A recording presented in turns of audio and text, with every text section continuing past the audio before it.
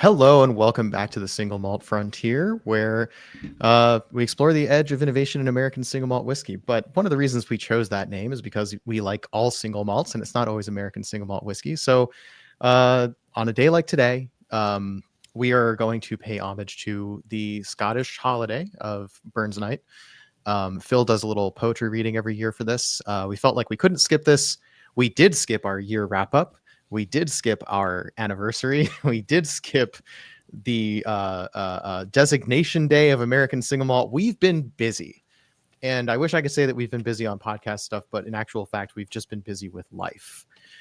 So to sort of wrap up the intro, on this show, we do a little bit of tasting and a lot of talking. The best thing about whiskey are the conversations that we get to have, and we get to talking about a little bit of everything.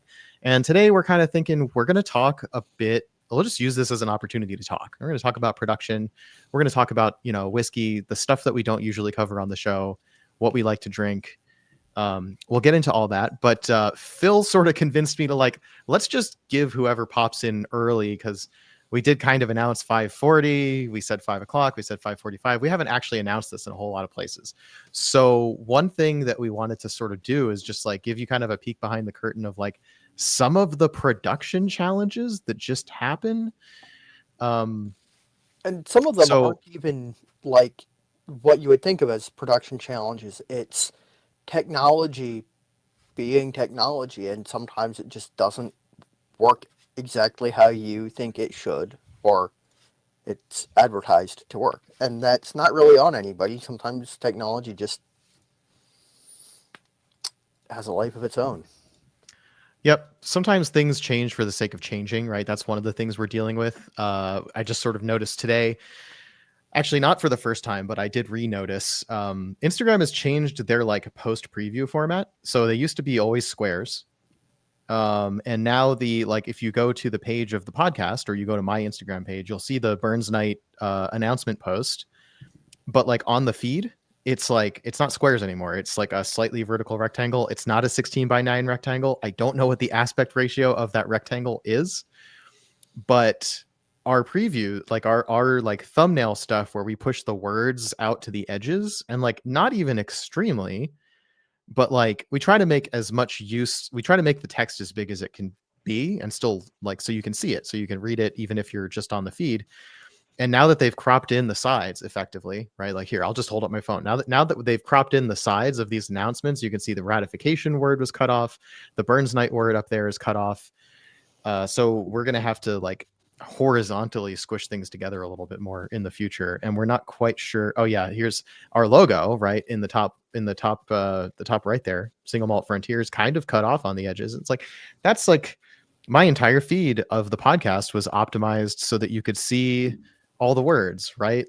American Single Cask is cut off on the side. Hinter House is cut off on the sides. I don't like that, and I can't do anything about that retroactively, right? Instagram just decided to change, maybe there was an announcement somewhere, but it doesn't matter, right? I have, essentially years of optimizing my feed that way, and all of that just doesn't look good anymore. And, I don't fault them for making that change. In fact, I think that people want to post more vertical stuff anyway. More of the shorts are vertical. People take pictures with their phone vertical. I think now that I know this, I think I'll probably like it better just retroactively. I don't love what it has done to my feed. So maybe this is just, I'm not that old, 34, but old man yells at cloud, right? Social media platforms changing my shit on me. I mean, I've been a curmudgeon since high school. I mean, there's no shame in seeing things that are just changing for want of change and going, why? Because, if there's a reason for it, if there's, and perhaps there is, perhaps they've, done research and shown that engagement improves on images that fit the shape of phone screens better. But, it's a little bit annoying. Yeah. Why can't, okay, and they moved the post to my story button. So, so posting on Instagram is genuinely the longest bit of pre-show prep that I ever have to do. I have a whole checklist of 12 websites I want to post when we go live, a bunch of discords that like that's so easy. It's literally a copy paste that like I post in like 10 different discords, and that takes me about a minute. I post on YouTube community chat tab and threads, and now I'm going to be posting on Blue Sky as well, and Instagram and Reddit, and like and like a lot of it is just write the copy. So like when we do like a paragraph or two for the description of a YouTube video, like that's theoretically the longest part. Like figure out what I want to say. Usually it represents some research that I've already done about the company. And not a whole lot to say about tonight. We're streaming for Burns night, and we'll get into some scotch in a minute. And then it's like repurposing that so that it's like a tweet length and an Instagram post length appropriate, and reformatting that a whole bunch is like that's just part of it. Like I'm fine with rewriting my copy a few times. Usually I end up with like 4 copies of it. That's not that bad. But what does suck is posting on Instagram. Just like posting on Instagram sucks because it's like you do the post, the editor sucks, it wants to throw away your changes like all the time. So you pretty much have to have all of your edits done, all of your text done, all of your hashtags already made, all of the mentions that you're going to do, because if you misclick somewhere while you're trying to tag somebody, it'll just throw your post away. So I have to like pre-write the tags, copy it off somewhere, write the text. This is like, it's longer because I'm trying to make sure I don't mess up. If everything went well, it probably wouldn't take that long. But after I'm done spending like, so I've timed it. I literally like, I log my time in getting ready for the show, and like my post this thing everywhere takes about an hour and a half. And I believe I had told Phil, do you remember, Phil, I told you how much, because I split up what was Instagram and everything else. And Instagram was like half an hour. Was close to half an hour. I think you said it was something like 28 minutes. Yeah. So basically half an hour out of an hour and a half of posting. And it's probably my biggest reach, but like it shouldn't be this hard. It just shouldn't be this hard. And I don't think it's because I'm doing something particularly wrong. I think it's just the way that Instagram is. Like, and then it's not just posting the Instagram post, it's the tagging me and Phil and whoever our guest is, letting everybody accept it, doing the story posts with the YouTube link, which I've now just done. I've posted the YouTube link and you have to like, links can only go in stories or link in your bio, right? Which reminds me, I have to also add this live stream link to my link tree, which again is not that bad.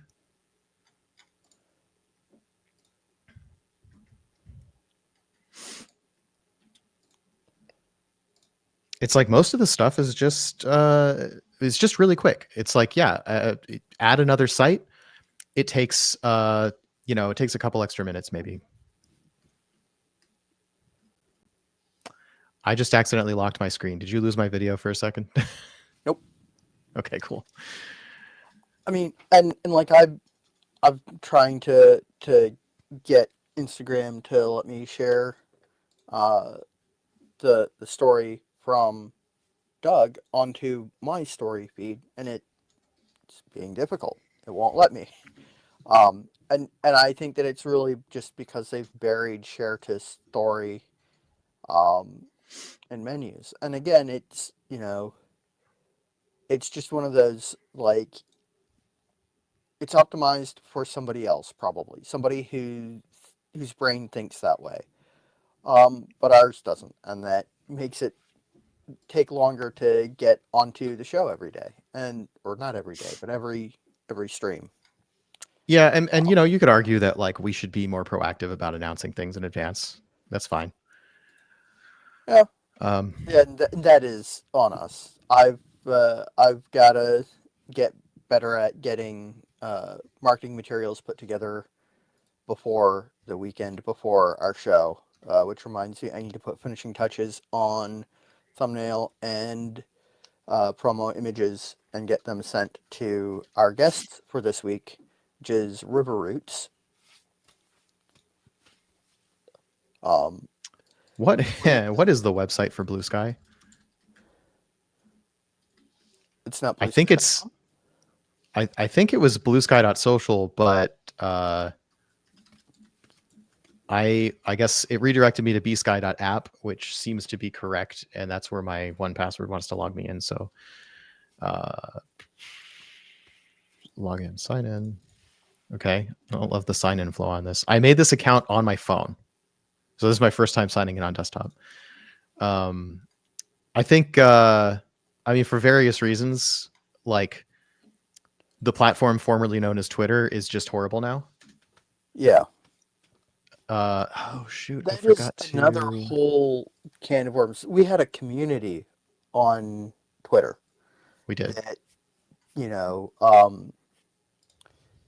like there were 5 or 6 people that I regularly interacted with who interacted with me, and that isn't including you, Doug. And there were people with whom I I'm, interacted with. I'm glad that you clarified that.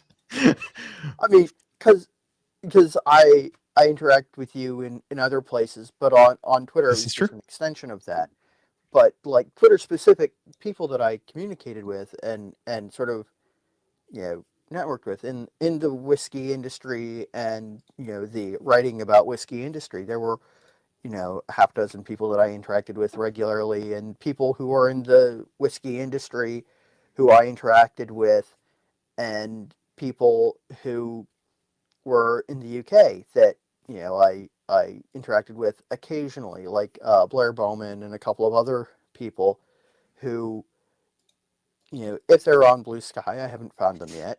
If they're on Threads, and they might be, I haven't found them yet. And I don't really do anything on Threads. I mostly have Threads to keep somebody else from using my username. Yep, But that's definitely a thing. That's one reason I made a Blue Sky way back. yeah. So okay, so where I've now posted on Blue Sky, Threads, Instagram, YouTube community channel. I haven't posted in the Discords. But the speak behind the curtain also includes us talking about, the fragmentation of the digital community that has resulted in, there are just people that I used to, have casual conversation with on a regular basis that I just don't talk to anymore. And it's unfortunate. And, it's people that I would like to get opinions from that, I did enjoy talking to a lot. And, I miss that. If I were more proactive on Blue Sky or Threads or one of the other social medias, I'd probably have already built my community back up. But, the constant chasing the next place is time consuming. And when you have other matters to attend to, it's difficult. And, I'd had been on Twitter for almost 10 years.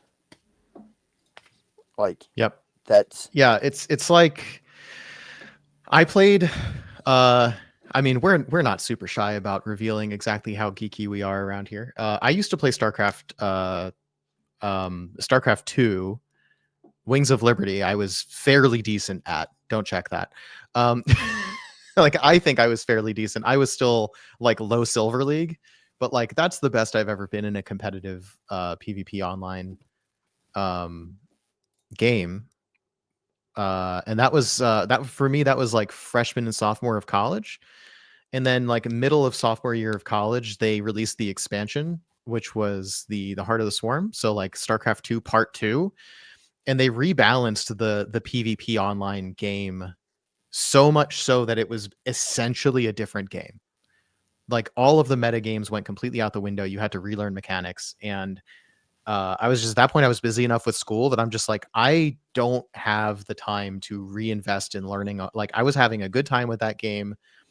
And it's almost like finding another game to learn to be good at, like Rocket League, which happened a few years later, was better than relearning how to play what looked like the same game, but effectively was a brand new game now. It just felt bad. And I still liked to watch like professionals play the game. I understood the game well enough to enjoy that. But I did not have any desire to relearn StarCraft 2 again because the balance of the game had so significantly changed. And that was almost to the point that when the third expansion came out, I didn't even want to play that game. Like I didn't even want to casually play that game, let alone PvP, because they changed it so significantly yet again that like at that point it felt like I don't even know the first thing that's happening. And the point about social media changing is it's like I thought I had figured out Twitter. Twitter kind of sucked for posting whiskey reviews, so I used Reddit for that. That reminds me, I haven't posted on Reddit yet.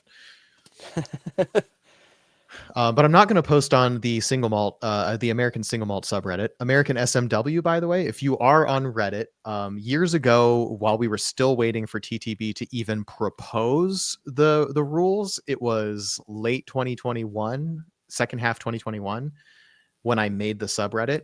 I did my American single malt Advent 2021 there, and then we posted a lot about when the proposed regulation came out in July 2022, or was it August 2022? July? It was August because the comment period was, I believe, a month, and it ended the day before my birthday. Okay. Was it only? I thought it was maybe 60 days. But what I know is that I interviewed Jared Himstead on August 3rd, and that was just days after TTB made that announcement. So we have different ways of remembering what day that was. Okay, so anyway, subreddit for American single malt. If you are still on Reddit, right? Reddit was another social media platform that I thought I had figured out, but then they killed the mobile apps and they made the new Reddit layout and everything got kind of shitty. And I didn't really want to use Reddit anymore. So I stopped using Twitter more or less in protest.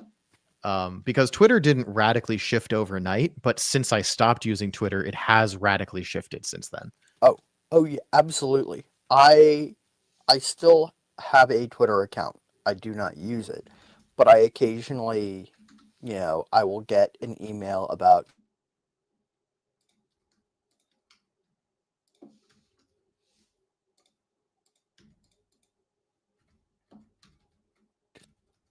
followed are no longer on Twitter. So, like, my UR following list is drastically smaller, and, a cursory curiosity scroll through the feed is just a radically different environment.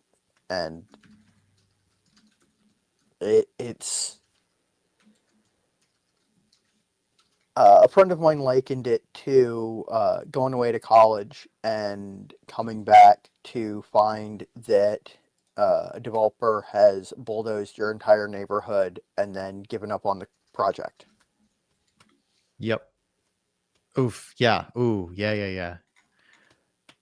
Like harsh but accurate. How did I get signed out of WordPress? I don't know. I didn't What do is it. going on? No, it's totally your fault. No, okay, it's because I was using the wrong browser profile. I am still signed into WordPress in the Demi Tastes profile.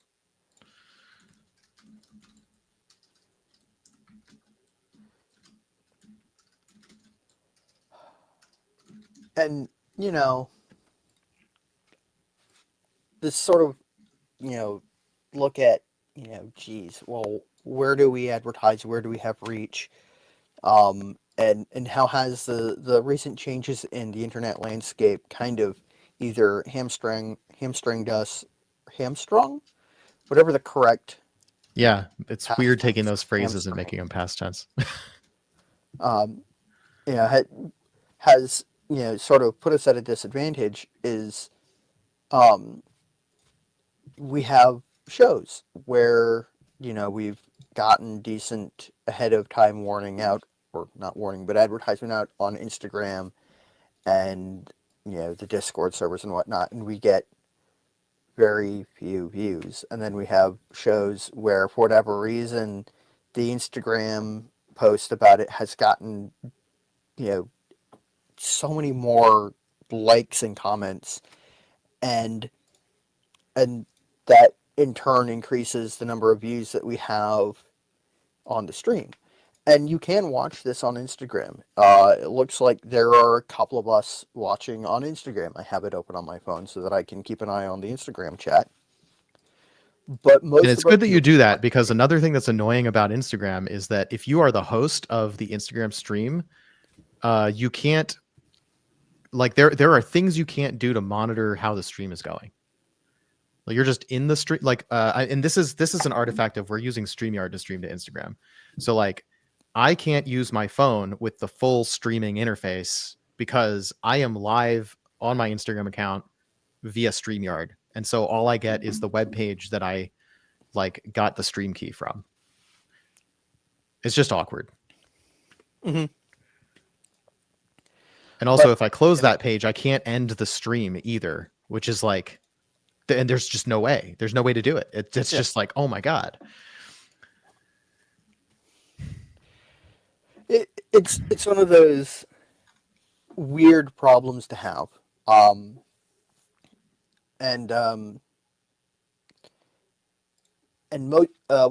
I was going was most of our viewers end up migrating from watching on Instagram to watching on YouTube or occasionally on Twitch, although our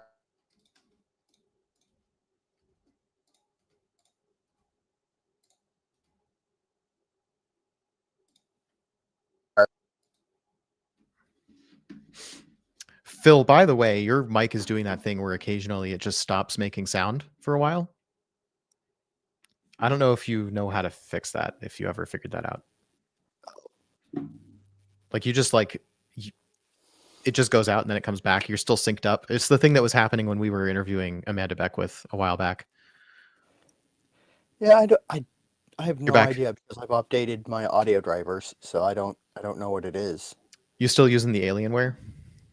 I am, because my other computer cannot handle the computing power required to stream video, apparently. Yeah, that's weird. I mean, I'm inclined to blame the Alienware, if nothing else, but that doesn't do a whole lot to help us. It sucks when it happens, because you're saying such good things and then all of a sudden it's just dead air. Oh, well, let me. I'll try to give you I'll give you a visual signal when it happens. So, I'm pretty sure I know where I cut out. So most of our viewers on Instagram end up migrating to YouTube or Twitch, ultimately YouTube, because we hardly ever get any views on Twitch. But Twitch is a useful place to stream to and save streams on. And before Twitter ate its own tail and became an Ouroboros, or you know what I mean, the monster that eats its own tail of hate, it was one of our best platforms because I had some pretty decent reach. Doug had even better reach. And frequently brands that we had on, if they retweeted what we posted, would gain more views, and we'd get, views ultimately on the stream. And I think that we are sort of doing the best we can, and we love you guys. We're glad you guys are watching, but we understand that most of you probably don't actually see a lot of what we're posting, and that's nothing that we really have a whole lot of power to adjust, but we're doing our best, and we're always happy to see you. I don't know what our analytics look like for on our podcast. I don't know where our podcast is currently, actually. Yeah, so that's definitely something that I've been dragging my feet on. So the podcast is hosted on Podbean, and it is reading directly from the YouTube playlist that is the podcast playlist. And that is not, I don't update that immediately, because if there's something that happens where I think I want to edit that, and I usually try to crop off our countdown. So like I do little tweaks on the videos before I publish them to that feed, because once they get published to that feed, Podbean pulls them in, takes the audio from them, and publishes that as a podcast. Theoretically, Podbean, which I'm paying no small amount of money for, I mean, it's not huge. It's like, I don't care. On the scale of running the podcast, whiskey is still my biggest expense. And as long as that's true, I'm fine. So I think Podbean, I think, is $10 a month. And what it's supposed to do, which I'm not taking full advantage of, is it's supposed to publish to all of the connected streams that I have. So if I make a Spotify account for the podcast, which I should do, and an Apple Podcast account, it'll take whatever is in its own feed and republish it over to those, so that they'll reach everyone who wants to listen. And the fact that I didn't have that done when the big American single malt news came out put me into a bit of a panic. So I've had a lot of like work and personal stuff going on. My priorities have shifted, where the podcast is not the thing I'm dedicating all of my free time to, like after work anymore. I'm spending a lot more time on work. I'm spending a lot more time on a few other projects that are not work related, where the podcast ends up being like the fourth priority on my list of things, as opposed to before it was like work and then podcast. So like, and that's kind of a forced thing, not necessarily like I am choosing to like lean into the things I must prioritize, but it's like, it's not easy for me to just say, oh, I just need to make podcast my top priority right now. I just can't do that. So when I tried in December, I kind of burnt myself out a little bit by like trying to, we had that holiday special we were trying to edit. I haven't given up on that, but I just couldn't get the time to do the edit. And then there's like, oh, now would be a great time for us to have a lot of American single malt promotional content, because there's going to be a lot of attention on that. And I tried to get some of that going, like tried to do some live streams, would have liked to do some reels, but I still don't have a good like Instagram short, YouTube short, like vertical video editing pipeline. Like I was using CapCut, but CapCut is TikTok's editor. Long before the TikTok ban, fake ban, whatever, like TikTok banned itself. Like, let's just talk about that for a second. Like, my day job is I'm a tech person. There is no way that the government could have blocked TikTok in the way that TikTok appeared to be blocked. TikTok made a change to their app to say we're blocked. And they did that because there was the threat that they were going to be blocked. And they wanted to generate some publicity by then getting unblocked, because obvious, like I try not to make this a political statement, but I think the stances of the people that were involved in the politics side of TikTok getting banned, TikTok made the play that they were going to look like they got banned, and then they were going to look like they got unbanned. In actual fact, the government didn't do anything to TikTok. TikTok did it to themselves. And I'm not on TikTok, by the way. And the reason has a lot more to do with my day job. I work in information security. I don't want TikTok anywhere near my phone. CapCut is TikTok's editor. I was using back when I had some Instagram shorts that weren't from Twitch, because Twitch has a nice shorts editor. I like that one. That's why we stream to Twitch, actually, so that I have the ability to turn anything we do into a short directly from Twitch, which I've stopped doing mostly due to time. Whenever I was making shorts that were not from Twitch, I was using CapCut or Instagram's own video editor, which kind of sucks. When I found out that CapCut was actually TikTok's editor, just blown out into another app, I uninstalled it, because I don't want TikTok on my phone for information security reasons. I don't have a work phone. I have my phone. And because I do have work stuff on my phone, it's important that I don't compromise the security of my company. So due to taking that stance as an information security professional, I'm already hamstringing myself a little bit in terms of the kind of content that I can make, or like how efficient it is to make that content. So I'm going to have to pay for like Adobe Express or whatever it is just so I have a decent mobile video editor that isn't tied to the Chinese government in some way. And like no hate on China or the Chinese government in particular, right? My wife is Chinese. Like I have a lot of family in China. Like that's all fine, but I also have a healthy respect for the fact that there is a nation on the other side of the globe that the American government has decided is an enemy, and these two governments treat each other as such, right? And since my company does business with the government, it's really important I don't fuck that up.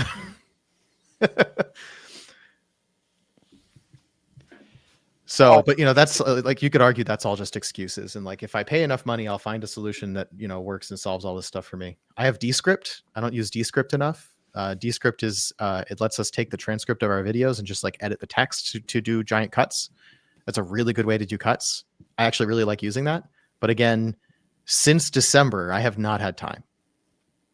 Just have not had time. So like a lot of stuff has been going on in the social media space and in the American single malt space. And it's just too much for me to keep up with right now. Like, it's like, that's what it comes down to. I do want to make good content. I want to make more content. But I am coming to grips with the fact that for the last year and a half, like since we started this, for one thing, hey, let's just do our look back. We never did like our how was last year. 2023, we started the YouTube channel on August 20th, which is a date you can't forget for obvious reasons. Actually, we didn't start the YouTube channel. We did our first stream on Twitch. And I created the YouTube channel that night, but I couldn't publish anything to it, and I couldn't do any live streams to it for a while because we might have only been on Twitch for a bit. But there was a few weeks where we were only on Twitch. I made a YouTube channel, had to wait until like it didn't look like a bot had made it before I could start uploading things to it. And then then we wanted to start live streaming to it, but we also had to wait on that because like you could request a live streaming thing, but if you didn't have the right number of viewers or whatever, they like put you in a probation period where like you've requested this, but you don't have it yet. So I think our first StreamYard interview still was only to Twitch. Even though this has effectively always been a live show, but it wasn't an interview show until October 2023. And even then it was like one a month until January. So pretty much January 2024, which our first interview for that, I believe, was Cedar Ridge, Murphy Quint, which I think was our interview number 4. Or like, I don't know if we called it episode number 4 or whatever, because we had Caitlin Bartlemay, David Tao, and Jason Parker. And Jason Parker, we did a 2-parter. So I guess we called that episode 3 and 4. Here, let me just So episode 2 was the vodka episode with Caitlin Bartlemay. Episode I'm not seeing episode 3 in our feed, but it's probably in there. Episode 4 is with Jason Parker of Copperworks. And episode 5 is the second half of that. Why? Okay, yeah, I'm scrolling back. I mean, at some point we just decided, oh, right, we had Joseph O'Sullivan was actually our first interview. And Joseph O'Sullivan also was on last year for Burns Night. So a year ago, I think, was the last time we talked to him and published it. Last time we talked to him live, and it wasn't a brand conversation. It was just having Joe on. Mm-hmm. We have recorded an episode with Joe, Minden Mill Part 1, where we talked in general terms about the brand, but we didn't talk about the whiskeys yet because they hadn't yet released. They did release in the fall, and we need to schedule doing an interview with Joe so we can publish that. Yeah, so we pretty much moved to a weekly, like somewhere between 3 to 5 episodes a month, depending on like how busy we were. Or like depending on how organized we could be with getting people. So, but it is the case that Murphy Quint was our first of 2024. I believe It was, yeah, January 3rd. So Phil and I did a like year in review thing, either the 21st, sorry, the December 31st or January 1st, 2024. And then we immediately had our first interview. And at that point, I had reached out to Steve Hawley about my podcast and my plans to write a book. And he sort of endorsed that with the ASMWC, forwarded my email or my sort of request to everyone in the commission. And then I didn't just have my own connections, like my own sort of cold call networking thing anymore. Like I used to like spam my quote unquote resume to people that I would invite to do interviews up until about February, I think, of 2024. It was like anybody I reached out to for an interview, I was like, I've reviewed these many whiskeys and I've talked to these people on the podcast. I have this podcast. I'm working on a book. Nobody knew who I was. And I had to like convince them as briefly as possible, but as thoroughly as possible that I knew what I was talking about to some degree, that I was worth talking to. So that was what we were dealing with in 2023. And we got to 2024 and like, we're like, 2024 is going to be so much better. And we knew that it was going to be so much better because we knew that we had those connections now, that I had enough connections in the industry. They're like, you want a connection with such and such, like if this somebody that I know that I can reach out to on your behalf, get you connected, get you an email address, do an introduction. I had so many people in the industry willing to go for bat for me. And also I was going to ACSA in Denver in February, where I could meet a whole bunch of the craft distillers that are making American single malt whiskey and just expand my network significantly. So filling up the calendar with interviews in 2024 was super easy. The trick actually was us staying organized and on top of it and doing the good research and giving ourselves enough time to rest. And we probably overextended a little bit in 2024. I know I burnt out in June and I had to like take a break from the podcast and go on vacation for a bit. I mean, we have 35 episodes, numbered episodes of the podcast. That's not exactly lined up with the number of total interviews that we have. It's a larger number than the number of distinct people that we've interviewed because we've had a few people on twice, sometimes two-parters. Sometimes we've had them back. Like we had Amanda Beckwith back. We've had Caitlin Bartlemay on numerous times, like 4 or 5 times, because partly we were doing the McCarthy's barrel pick, right? We also at that point in time so in November 2023, I already knew we were doing that McCarthy's barrel pick. It was a matter of timing and the paperwork and finding the right retailer to carry it for us, etc. And so it was the first one that we were doing, and we really wanted it to be McCarthy's. We did not have a goal to release a barrel pick as soon as possible. We had a goal to release the right barrel from McCarthy's specifically when it was ready. So there were a lot of ways we could have made that go faster, but that wasn't the point. So we knew that was coming in 2024. At least we really strongly hoped, because the original plan for that was maybe March. And then it was like, maybe June, maybe August, maybe. And then we ended up releasing it in November. And it was just because there was a lot of phases of figuring stuff out. Glad we got to do that. By the way, I do actually have a whiskey handy. One of those vacations that I went on when I was sort of burnt out from the podcast and needed to go take a break from work, take a break from the podcast, take a break from everything else, just cancel my calendar and go to another city. We went to, I think it was Universal Studios, or maybe it was like, we went to LA. My wife got a tattoo in LA. Specifically, there was a tattoo artist that was working there whose art she really liked. And we got memorial tattoos of our recently deceased dog. Our dog Ellie. I don't know if people who followed me for long enough will have seen pictures of the black dog. The black dog was Ellie. Ellie passed away in January 2024. So that was rough. And having to like keep up with the podcast while dealing with that too. That was tough. Because we came back from, the Murphy Quint interview, one of our best interviews, I think. Great guest, well-researched, but the production value was terrible because I recorded that from my laptop with a laptop microphone. And that was not because I didn't have this set up. It's because I was in Texas. I was on vacation. And that winter I had also recorded, I've published none of this content, but I recorded with Daniel Whittington and Rex Williams of the Crowded Barrel and the Whiskey Tribe. This was after they had done their split of channels.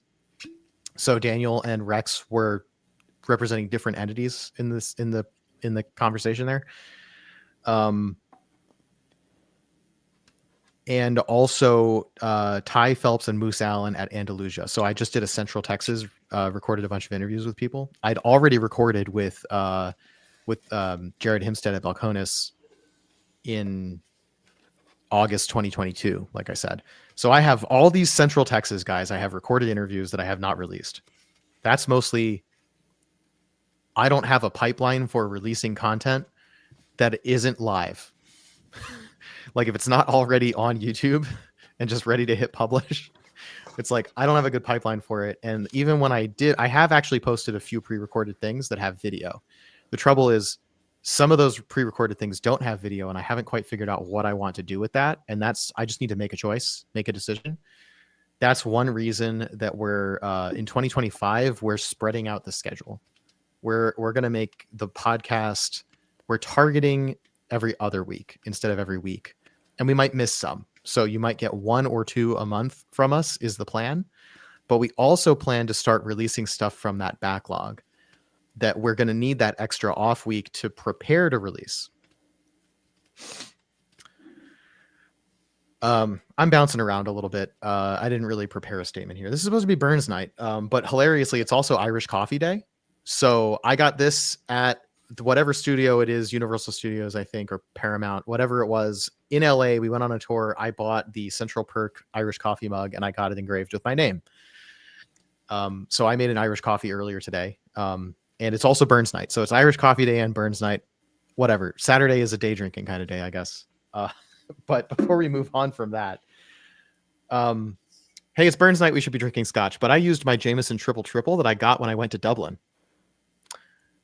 So this is a really good whiskey. I don't usually think of Jameson as being like hey, this is really good whiskey, but this is surprisingly good for the price. It was like 30 pounds. I mean, it is important to realize that Jameson comes out of the Middleton distillery, which produces very high quality whiskey. Jameson's is just blended to, feels unfair to say, but it is true, lowest common denominator, broadest possible appeal, which isn't a bad thing. It's just makes it less interesting for people like you or I.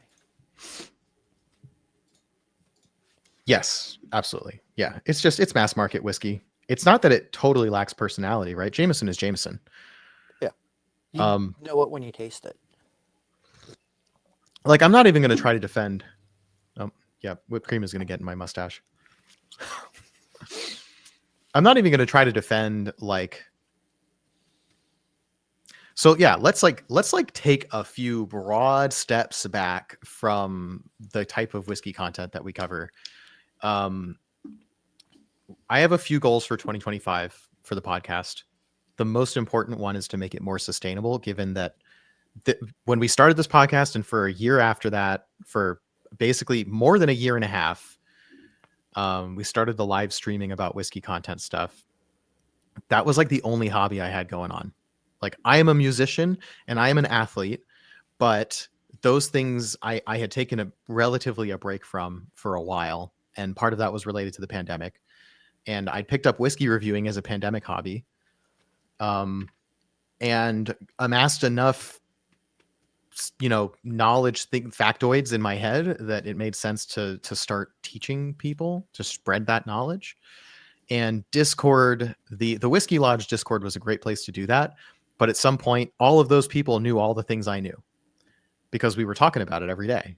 And I felt like this knowledge was, I want American single malt as a category to succeed. And I think people not knowing enough about it is one of the problems, I guess, is one of the things I can do to help.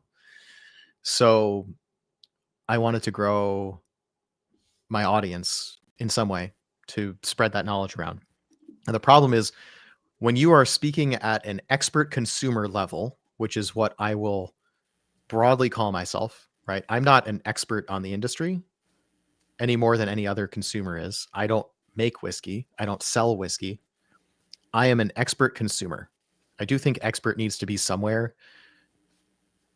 in my description of whatever. Like, I know a lot of things about American single malt, more than almost, or at least in terms of my total whiskey knowledge, I know I'm pretty knowledgeable about whiskey. And among people I consider to be pretty knowledgeable about whiskey that I know about, I think I have the highest proportion of my knowledge occupied by American single malt whiskey, if that makes sense. I don't know anybody else who focuses on American single malt whiskey the way I do. When you are an expert consumer who doesn't know how to reach like the masses of people who are barely interested in whiskey, the marketability of my knowledge in this podcast is limited to people who are also expert consumers who just happen to not know this particular thing I'm talking about today, or just enjoy the conversation, right? So one of the goals after having done that for a year, one of the goals I have for 2025 is for us to find a way to reach a broader audience by getting a little out of the high elevated, we know lots of things and we're sharing at a level that is appropriate for other people who basically know lots of things, right? Experts talking to experts. We just happen to know different things. I'd like to be an accessible source of expertise that educates to people who know a lot less. Because that's how we bring more people into American single malt at this phase, right? American single malt is a real, legal, legislated category of whiskey now. Congratulations to everybody. That's great. I also had an existential crisis where I'm like, what is the point of my podcast now that this is a real thing? Where do we have to go? That lasted for about a day before I realized, no, the legalization doesn't magically make people want to buy this product. All of the same education we were doing before still matters.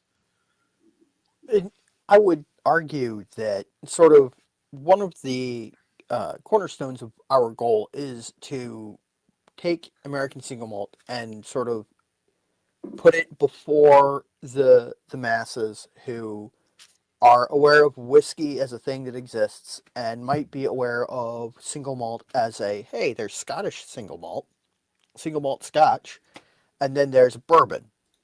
Wrong direction. And then there's bourbon. And I don't actually have any visible bourbon on that shelf either, but you know what I mean.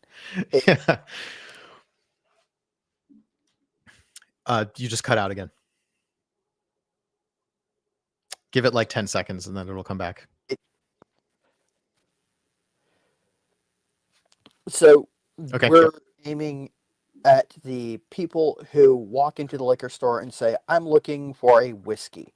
And they walk to the aisle and they go, bourbon. I know what bourbon is, and pick up a bottle. Or if they are looking for something nicer, single malt Scotch. I know what single malt Scotch is, and pick up a bottle. We want them to walk into the liquor store and see American single malt whiskey.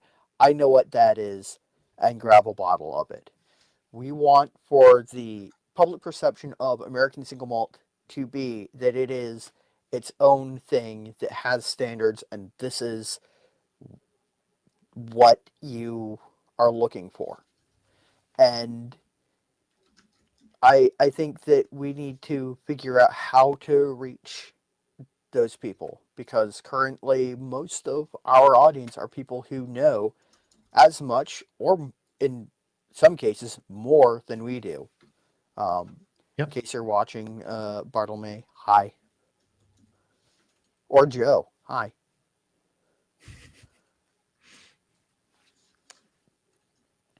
Yeah, obviously our guests know more than we do, especially when we're talking about like matters of production and marketing and selling whiskey. Of course, our guests know more than we do. We're learning from them. We want all of you, the audience, to learn from them as well. But we're learning from them. I'm collecting information and research for the book. The book draft is in progress. My task in 2025, as far as the book goes, is with all the things that I know and have recorded interviews and have access to the knowledge. I think I saw David from the Whiskey Ring podcast stopped in on the Instagram. I don't know if he's still listening. He's offered to let me have whatever research that he has about American single malt. Same goes for John Hughes from the Embellish podcast, and like anybody else who's done some American single malt interviews who I've been able to get in touch with on Instagram. Right, Instagram is actually a great whiskey community. We were talking about like social media sucks and everything's changing. Like I actually like Instagram's whiskey community quite a lot. There's a whole lot of like the producers are there. There's a lot of influencers who are there. There's a lot of people that you can easily get connections with and learn from. And also people who are, small podcasters who aren't doing this for money, basically, right? Like if we got any money, sponsorships or whatever to run this thing, it would be because we want it to be self-sustaining, not because we're trying to make a profit. Unless I actually want to claim this as a business on tax credit, in which case I need to actually have a profit motive. And that's something that I struggle over too, because it feels a little distasteful to me, but like also I would like for this thing to run itself and I'd like to get the tax benefits. And as long as we're doing all of that, from a tax perspective, within 3 years, we have to show a profit motive and turn a profit. And I also have to pay Phil because I'm the sole proprietor of the business and Phil is an always co-host. Anybody who regularly does stuff for me, I have to pay a fair wage. There's all sorts of things like if we were to make this a business. So that's stuff that I'm working with my accountant to figure out, like, how do we make that happen? Like, what do we need to do there? How should we be thinking about this? I'm not like opposed to making a profit. I just don't want people to think that like this is a money grab in some way, because it's not. I mean, we didn't take any money for the McCarthy's barrel pick. Not even nominal. Like me and Phil got a free bottle each. That is the extent of our compensation for that. Also, we got the logo. You can buy these glasses, right? Here's the self-promotion time. You can buy these glasses, the Single Malt Frontier, the Whiskey Lodge. This is the sticker logo from our barrel pick. I got that. I originally did a draft of that with AI, and then I got a professional designer to turn that into sticker art, line art that's appropriate to engrave on a Glencairn. So we did get that as a perk of doing the barrel pick, essentially the free service of turning that into a logo. But like no money ended up in our pockets for doing that barrel pick. And that was never the point. But it would be nice to get some kind of tax benefit for doing this thing and treating it like a business. I mean, the book is clearly a profit motive. The podcast is feeding into the book. If the book sells well enough, we make a profit. That's great. But we are not in this business to sell out to the brands we're repping and lose your faith in us to be objective when we recommend products. Because that's one of the things that I like as a matter of personal integrity. When I speak highly of a whiskey, it is because I like it. If I speak highly of a brand, it is because I like it. I have never accepted a dollar from any of the brands that I have said, hey, you should try this. As a reviewer, that is really important to me. If I have a bottle that was a gift from a distillery, and sometimes I've even mentioned in my reviews when I was reviewing whiskey on YouTube, that this was a gift from a friend or something like that. And I have never posted a negative review of a bottle that was given to me by either a friend or a brand. And the whiskeys that I would post a negative review of that were gifts, I won't post those reviews. It's simple as that, because as much as my integrity is, if I have it and I have an opinion on it, I want to share it, I also will not ever do a paid review, essentially. Yep. And that we also we talk about brands that like we often have interviews with brands where there's something interesting about them that we want to talk about. Now that interview with Trillium is a great example, right? They don't actually have an American single malt right now, but they have one in production. They do have products on the market. They are sourced whiskey. I knew that. right? I know that they just launched a spirits arm. There's no way that they have fully mature products, but they're working on an American single malt whiskey. And that is reason enough that I wanted to interview them. And while we were doing that, let's also talk about the actual valid place in the market for sourced whiskey. I can't think of another brand necessarily we would have talked to about that, where it would have been particularly relevant, right? There's brands that have done it in the past. And we can talk about that part of their story, but it's less relevant than talking to a brand which is a successful brewery working on creating a spirits and whiskey brand, including American single malt, and fingers crossed they'll make it. Mm-hmm. But it's cool to talk to them on the ground floor of that effort and talk about what they're doing now, what choices they're making as a business, and the fact that, frankly, that's good whiskey, right? It's not the best or most compelling whiskey I've ever had, but it's whiskey good enough to buy and support them in their progress towards what is undoubtedly going to be a good product. Caitlin Bartlemay speaks really highly of Kyle Warts, their distiller who's making the American single malt. If Caitlin Bartlemay is speaking highly of someone, I listen to that. There's a lot of people in the industry whose opinions on those types of matters I will absolutely listen to and respect. Caitlin Bartlemay is one of them. I mean, really, most of the people that we've had on the podcast who represent the so-called, I guess, the major players in the American single malt whiskey game. I could name a few. It would not be an exhaustive list, but Murphy Quint, Mark Viertaler of Delbach. Murphy Quint is Cedar Ridge. Jason Parker, who, this is entirely on me. I'm trying really hard not to overly emphasize Pacific Northwest brands, because Copperworks, Westland, Westward, and McCarthy's are all basically in my backyard. And it would be really easy for me to just walk into their distilleries on a regular basis and ask to interview them, ask them a few questions, and for my entire podcast to be dominated by those brands. I've probably overcompensated the other way by taking for granted the fact that I could ask them anytime I want, and so I don't. I mean, I'm always really excited when we get to have Amanda Beckwith on. Yep. In my personal opinion, one of our best interviews was the first time that we had her on. I was also really excited to have Rick Wasmond on from Copper Fox.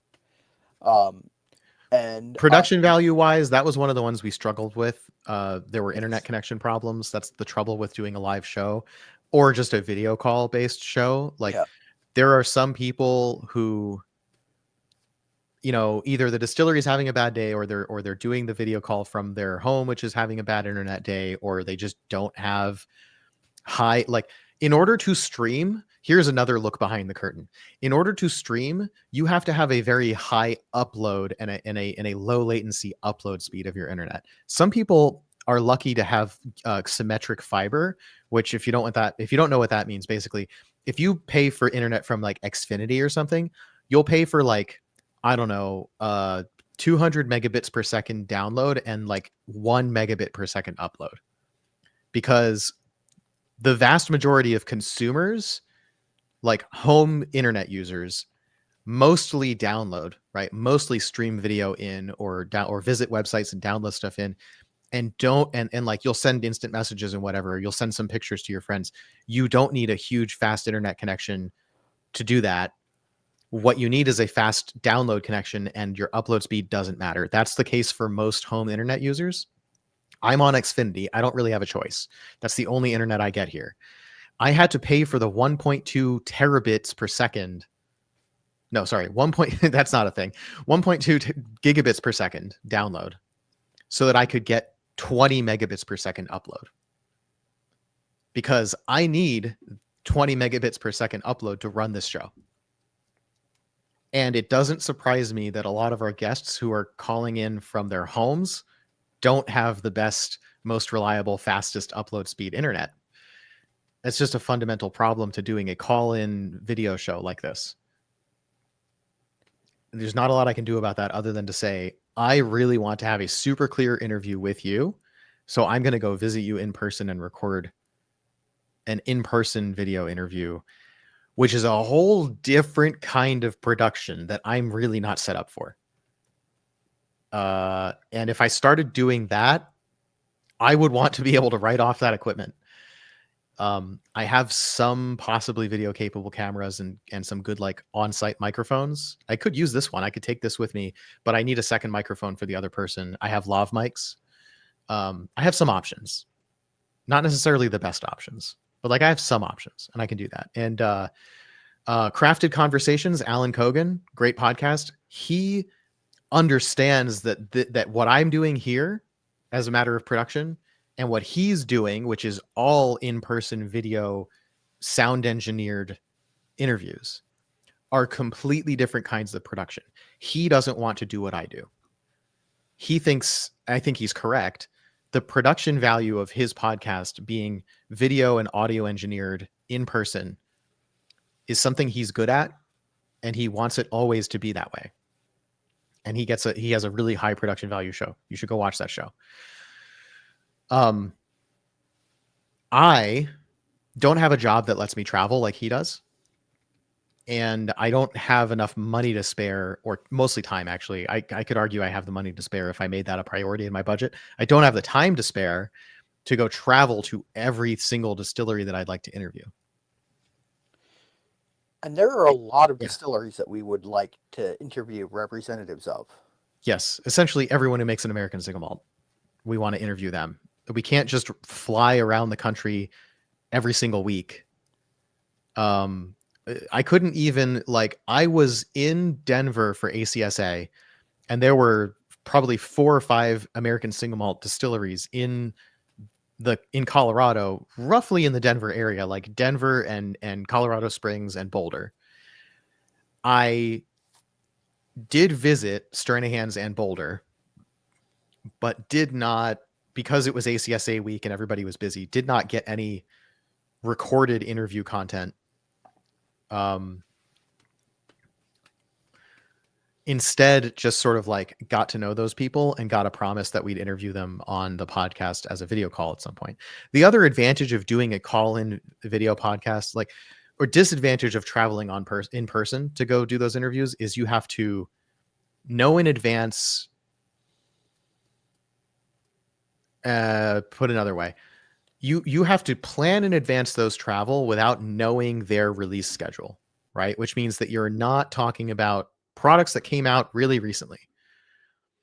Not necessarily, right? You're recording in bulk a whole bunch of interviews and then editing them and releasing them over time. Instead, what we do is we give brands a platform to talk about what they have going on right now, oftentimes new releases, that we would not be able to actually do as a schedule if we had to go visit them in person. But we're still going to have to solve this problem, because I want to switch to pre-recorded, 50-50 pre-recorded, which means that some brands I'm going to have to ask, like, are the things we're going to talk about, the products that we're going to talk about in this interview, relevant to your current, like, new release media press cycle? Or are we just having a conversation with you as a brand so that we can record this and release it later? So that's going to have to be a discussion that we have with brands now. So like Balcones, we're talking to Balcones right now about setting up another interview. And I'm thinking, like, they're like, I feel like we're playing cat and mouse right now about, like, do we want to do it live or do we want to do it pre-recorded? They're Diageo now. They have a media person in between us and Jared. Like, I sent an email to Jared. Jared sent it to the media person. The media person emailed me back. We're talking to the media PR person right now. And we said, like, hey, we could either do a live show or we could do pre-recorded. It's going to be a video show. It's going to look like the rest of our shows. The question is just, do you want to do it live or pre-recorded? They're like, can you send us a list of questions in advance? And I'm like, yeah, I can. We don't necessarily stick to the questions, though. Like, we try. Yeah, go ahead. That is one of the things that sets us apart from a lot of the more structured shows, is most of what we do is off the cuff. Like, if we ask a question and we get an interesting answer, we start, like, okay, well, let's talk about that some more. And that is really hard to coordinate with a, third person public relations specialist who will have limitations and will want to know exactly what we'll talk about. and other shows make it work, and we would too. It adds to our level of stress and decreases our level of comfortability and and makes it harder for us to figure out how to approach the interview because that's not something that we're in the habit of doing. We can do it. One of our best episodes ever was our roundtable with the Bourbon Van and the Delbach, Santa Fe, and Andalusia, who all make a mesquite smoked single malt. We did a lot of planning and coordination ahead of time on that episode so that we had a list of questions that the hosts would rotate through so that we could stay on an agenda of we let the producers talk, but we had a particular direction, a vision for that conversation that we wanted it to go in, and we wanted to still let each host be their own personality, right? It's important for us, I think, tell me if I'm wrong. I mean, it's great for you guys to have the guest be informative and ideally entertaining. People who make things are not necessarily people who are media trained, who are good on camera, etc. So every once in a while, we have the challenge where we have to be entertaining while they bring the information. And that can be a little bit of a weird vibe. It's cool that we have access to those people who are not necessarily specialists in performing for the media. Sometimes we get really authentic conversations that way, which is great. But sometimes those interviews are a little bit dry. I don't know. There's a lot of drama. Like, media training is a real thing. Some people, like when I saw Jared at ACSA in February last year, right? Diageo acquisition had already happened. And I said, hey, I'd love to have you back on the show at some point. And he was like, if you want to do that, it's got to be soon because the media training is coming. And the implication was that once Diageo had sort of given them a script for what they can and cannot say, we get a lot less unfiltered conversation from Jared. And he's the sort of person who wants to just be open and off the cuff. So unfortunately, we I had that whole interview that I've recorded and not released, and I didn't have there wasn't a whole lot of new news to talk about. Balcones, of course, has new products. The Diageo acquisition is a thing. But there wasn't enough that seemed worth bumping other people out of my schedule so that I could have Jared back. It didn't feel like it would be enough of a new enough conversation. At this point, though, now that American single malt is legalized, formalized, it's in the standards of identity. It's a new two types of whiskey. Now this is a nice time to interview Jared again because we have the bookend of TTB proposed. Let's talk about what they said. TTP ratified. Let's talk about what they said and how that affects you. It's a good time to have that interview again. It's a nice bookend. It also means now's a good time before we actually do that interview. Now I have to release that audio only interview. So I officially have to figure out how I'm going to release pre-recorded audio only content. So that's an immediate thing I have to solve. Well, on the subject of things that we need and want to do going forward, and because you mentioned the roundtable, one of the things that I've wanted to do for a while, because I liked the roundtable, I think that it was probably one of our better episodes. I want to do a single malt roundtable where we've got an American single malt whiskey producer, an Irish single malt producer, and a Scottish single malt producer. The second two are obviously much more difficult to work with, purely due to time zones, but also, we don't have connections overseas like we do here in the States. Yes, true. So, that's, sort of one of our, sort of pie in the sky ideas. But one of the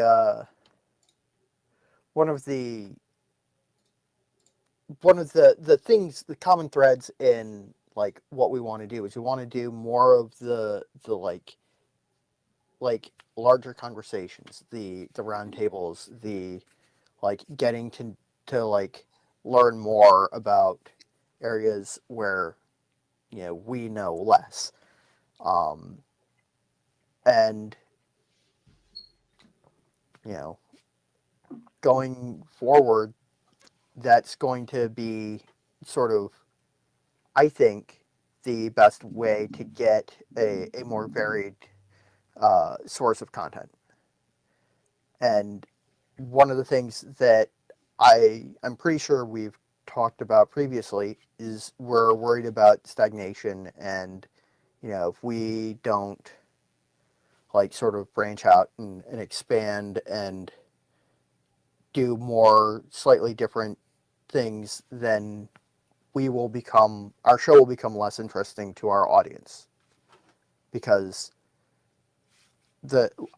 while it is growing, the pond that is American single malt whiskey is still relatively small in the grand scheme of things. And while there are always new people to interview, you know, doing more cool stuff is always a bonus. Yeah, there's always going to be. We're not going to run out of. No, we're never going to run out of producers to talk to or things to learn, but we also want to like talk to a bunch of different interesting people. Yeah, we're not going to run out of. Like, one nice thing about the sort of the niche that we've chosen, which is definitely a Phil, check your Discord if you want. Yeah. Feel free to DM me back about that. So one nice thing about this niche that we've chosen, this American single malt whiskey, is that there are more than 200 producers of American single malt whiskey. We are not going to run out of people to interview. We might run out of unique takes, right? Like, not everybody is making something that's genuinely unique from everybody else. Not everybody is I mean, like, on all of the decision points of production, everybody's made different decisions. All of those decisions are interesting, and the combination of, like, we've talked about this before. One of our earliest episodes is like, how do you make flavor even if you pin 100% malted barley? By the way, I finished my Irish coffee, so I'm ready to pour some scotch. Let's get some scotch in the glass. Well, I actually kind of feel like I want to pour this VDC that is actually scotch. Ooh. I don't remember. I mean, I'm going to talk about what I already have in my glass. yeah. So I decided that my angle for whiskey tonight was going to be sort of off the beaten path for U.S. consumers. So I'm starting with the Flora and Fauna 16-year-old Dallowin, which is a bottling that is from the distillery and is part of a series of bottlings from distilleries that frequently don't get their own bottling, such as Dallowin, Blair Athol. There's no, not Kragenmoor. There's a series of them. There are 12 in total, and I've never seen it in the States. It is unpeated. It is a sort of creamy, honeyed, uh, Speyside style Scotch with, less cask influence and more, I think, influence from the malt that gives it a nice richness.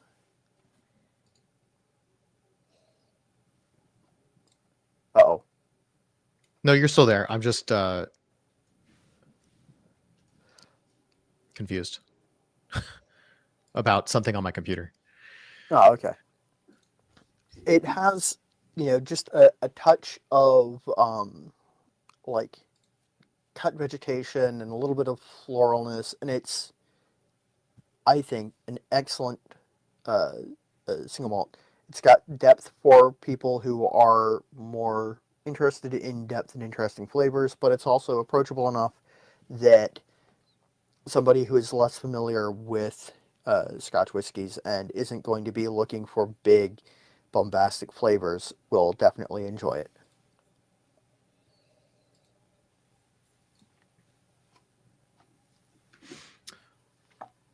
Yeah, that sounds. I mean, there's so many.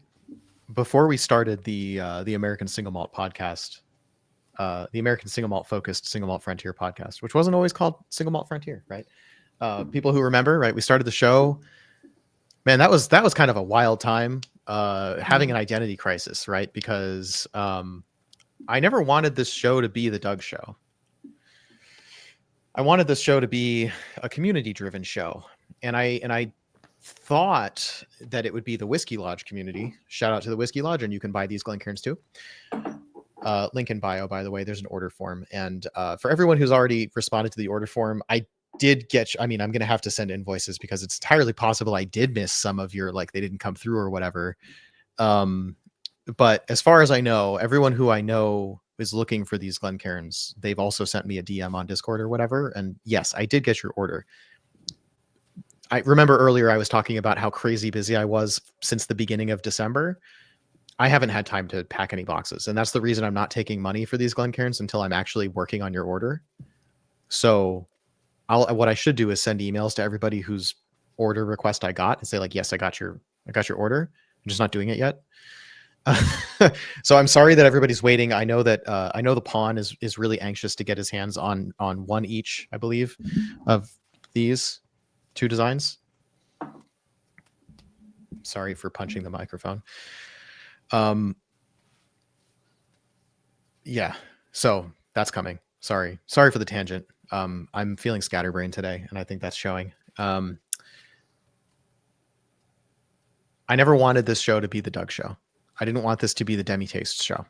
I wanted it to be a community-driven show, a podcast where the Whiskey Lodge community, which is the reason I held up this Glencairn, anybody who wanted to go and put their face out on the internet and talk about some topic in whiskey is more than welcome to do so. The people that we initially got for as bites for that is me and Phil and Ian. And Phil and Ian have regularly been co-hosts on this show. I've been here almost all the time. There's been a couple where I wasn't, which is great. And last year's Burns Night, as a matter of fact, I was working. Like I was on a stream, but I was working because I was on a deadline. So like I was like on the stream, but working in the background and not saying much. So watching that back, I don't look super distracted, but I am less talkative than usual. So I guess that worked out. But yeah, there's been like 2 or 3 episodes where I've been spiritually not present or actually not present. I would like for that to be more. There's a few people who I think would make great, excellent alternative hosts for this show. I mean, Phil, you're welcome to run this show by yourself whenever you want. Freedom Malt's Germ has offered if I want to take a break for a week to come on and do a substitute show.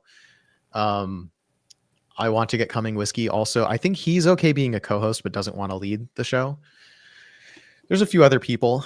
Carrie Daniels maybe might do if I asked him to at some point.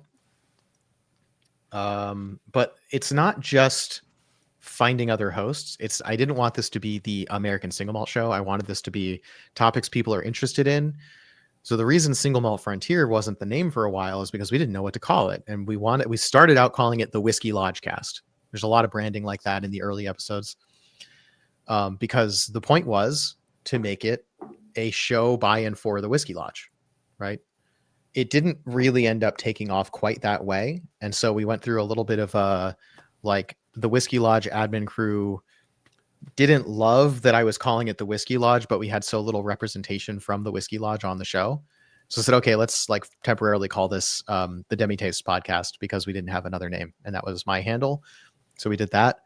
And then we're like, well, as long as it's me, I don't want to call it me. You know, I don't want to name the show after me. So that didn't feel like it had longevity. And we had chosen the topic to be American Single Malt Whiskey. So We noodled on it for a while, like a long while, something like 6 weeks between when we decided we needed a new name and when we actually committed to Single Malt Frontier. We're happy with that name. We're happy that it doesn't say American Single Malt exactly. It implies it, the Single Malt Frontier, but it's also open to world malts, right? It's open to single malts made anywhere where somebody's doing something new and interesting, which works for us because, frankly, I think the big, well-established Scotch distilleries run by Diageo and the like don't need our level of promotion, aren't that likely to want to talk to us, aren't that likely to be good, interesting interviews because of the tightly scripted media script that they have. The nice thing about craft distilleries is that they're a lot more willing to just be open about what they're doing, just go off the cuff. So it's nice to have that. The goals of this podcast are well aligned with new experimental craft distilling, right? And that includes Irish, Scotch, potentially. I wanted to talk to like Haviland when I was in Taiwan, but apparently they also are pretty tight on the public media. And then we're also dealing with a language barrier. So, we'd need to go through some kind of interpreter. It's a whole big thing. It ends up being a video call is cheap, right? They don't have to spend any money they have to use their time, right? They have to donate us the benefit of their time, but they don't have to spend any money to come on this show. Once you start talking about hiring an interpreter, that costs money for them. So that ends up being not as good of a fit for whatever their marketing goals are going to be, I think. So are we going to have Japanese single malts or Taiwanese single malts or Indian single malts? I think it depends on whether they have somebody who's knowledgeable enough about the product, who wants to talk about it, who knows English at a native proficiency or a near native proficiency. So we might kind of be stuck with the European group of foreign single malts. Like there's representatives of like French single malts and Welsh single malts and that speak English plenty well. So that ends up not being a problem. On the other hand, if the podcast grows to a certain extent, they'll be more willing to spend the money. Like bigger brands who have to spend more money to be on the show will be willing to spend that money, right? So there's always a hope that we can grow, because growing lets us do more ambitious things.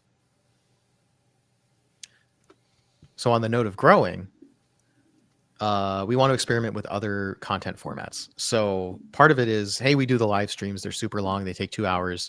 Some of that can be split into two halves, right? Two-parter episode kind of thing is something that we can do.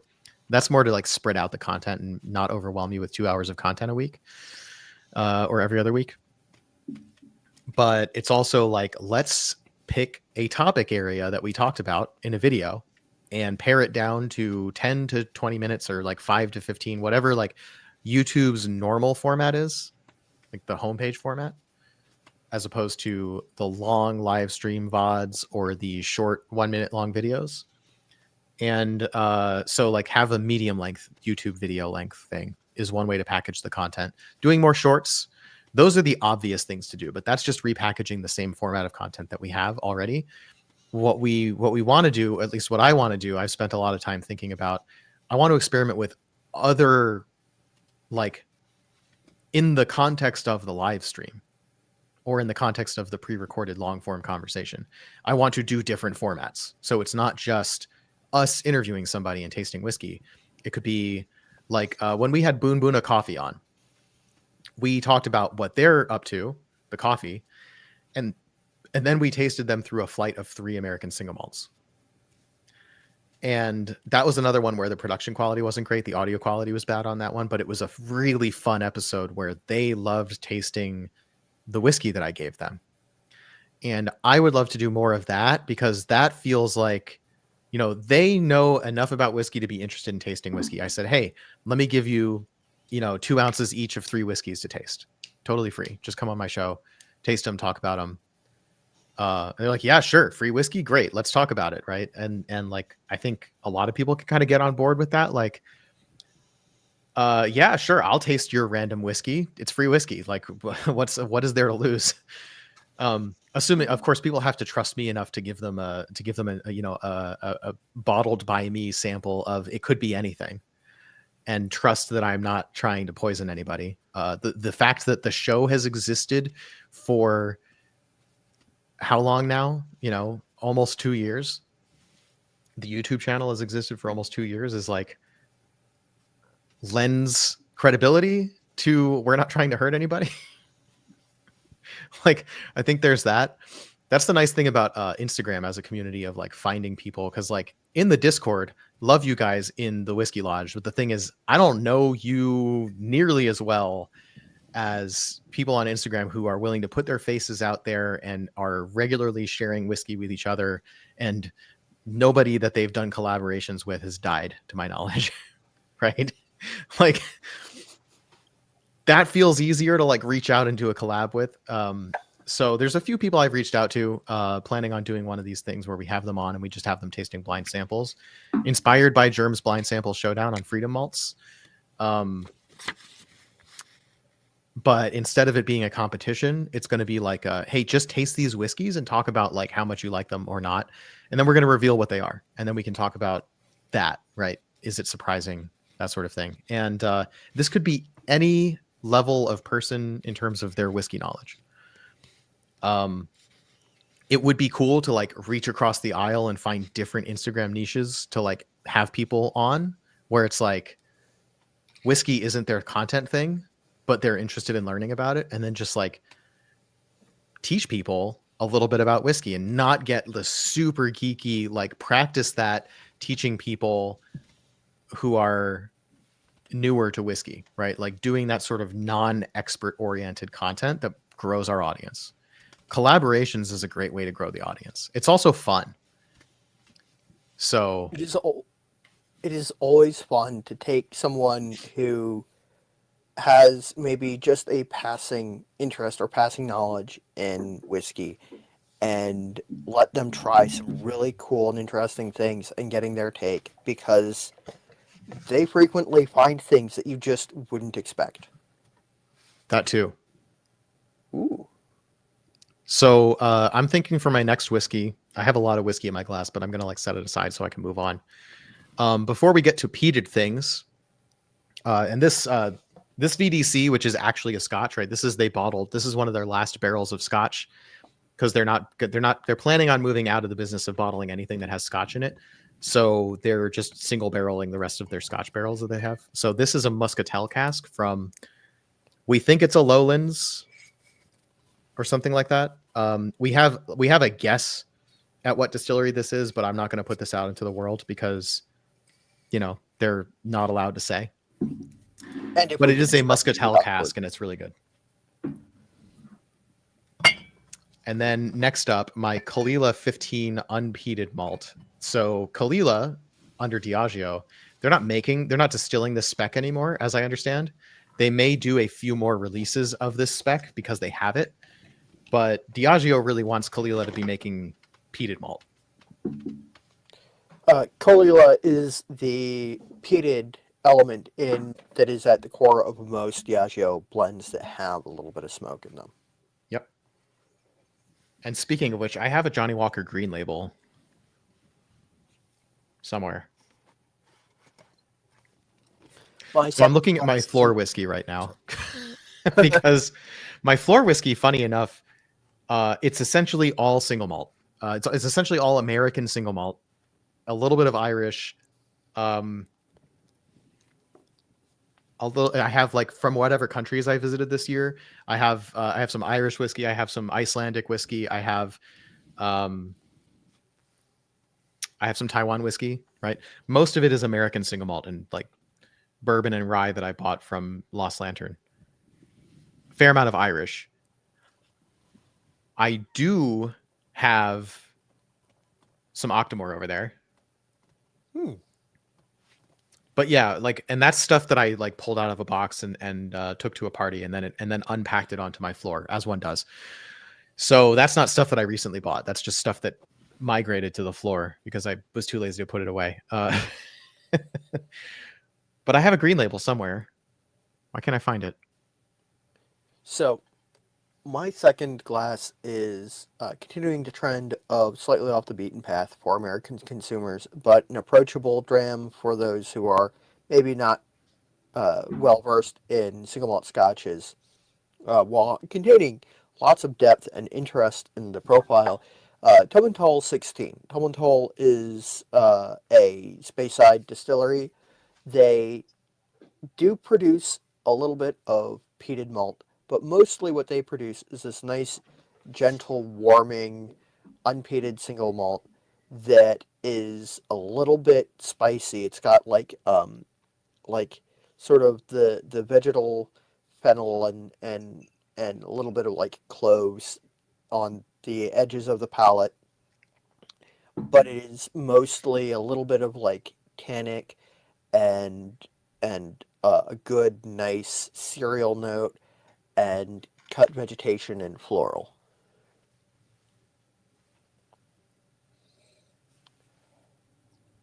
You okay?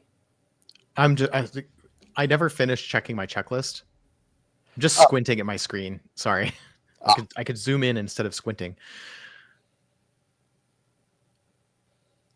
but again, it's got wonderful depth. There's always a little bit more that I pick out every time I pour a glass, but it is one of the whiskeys that I use to introduce new people to single malt scotches.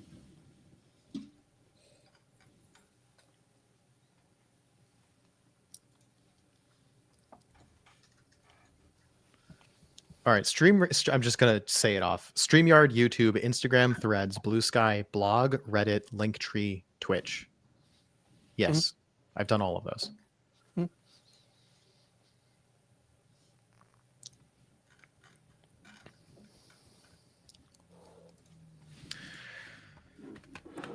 All right, let's pour this Kalila, and then at some point, since we're now firmly into drinking Scotch, Phil, I would invite you to, whenever you feel the urge or the inspiration, go ahead and read the recitation of the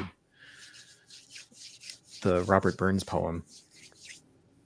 Well, I was thinking I might do a shorter one this time rather than Te Haggis. Maybe one that's a little bit longer than Te Mouse.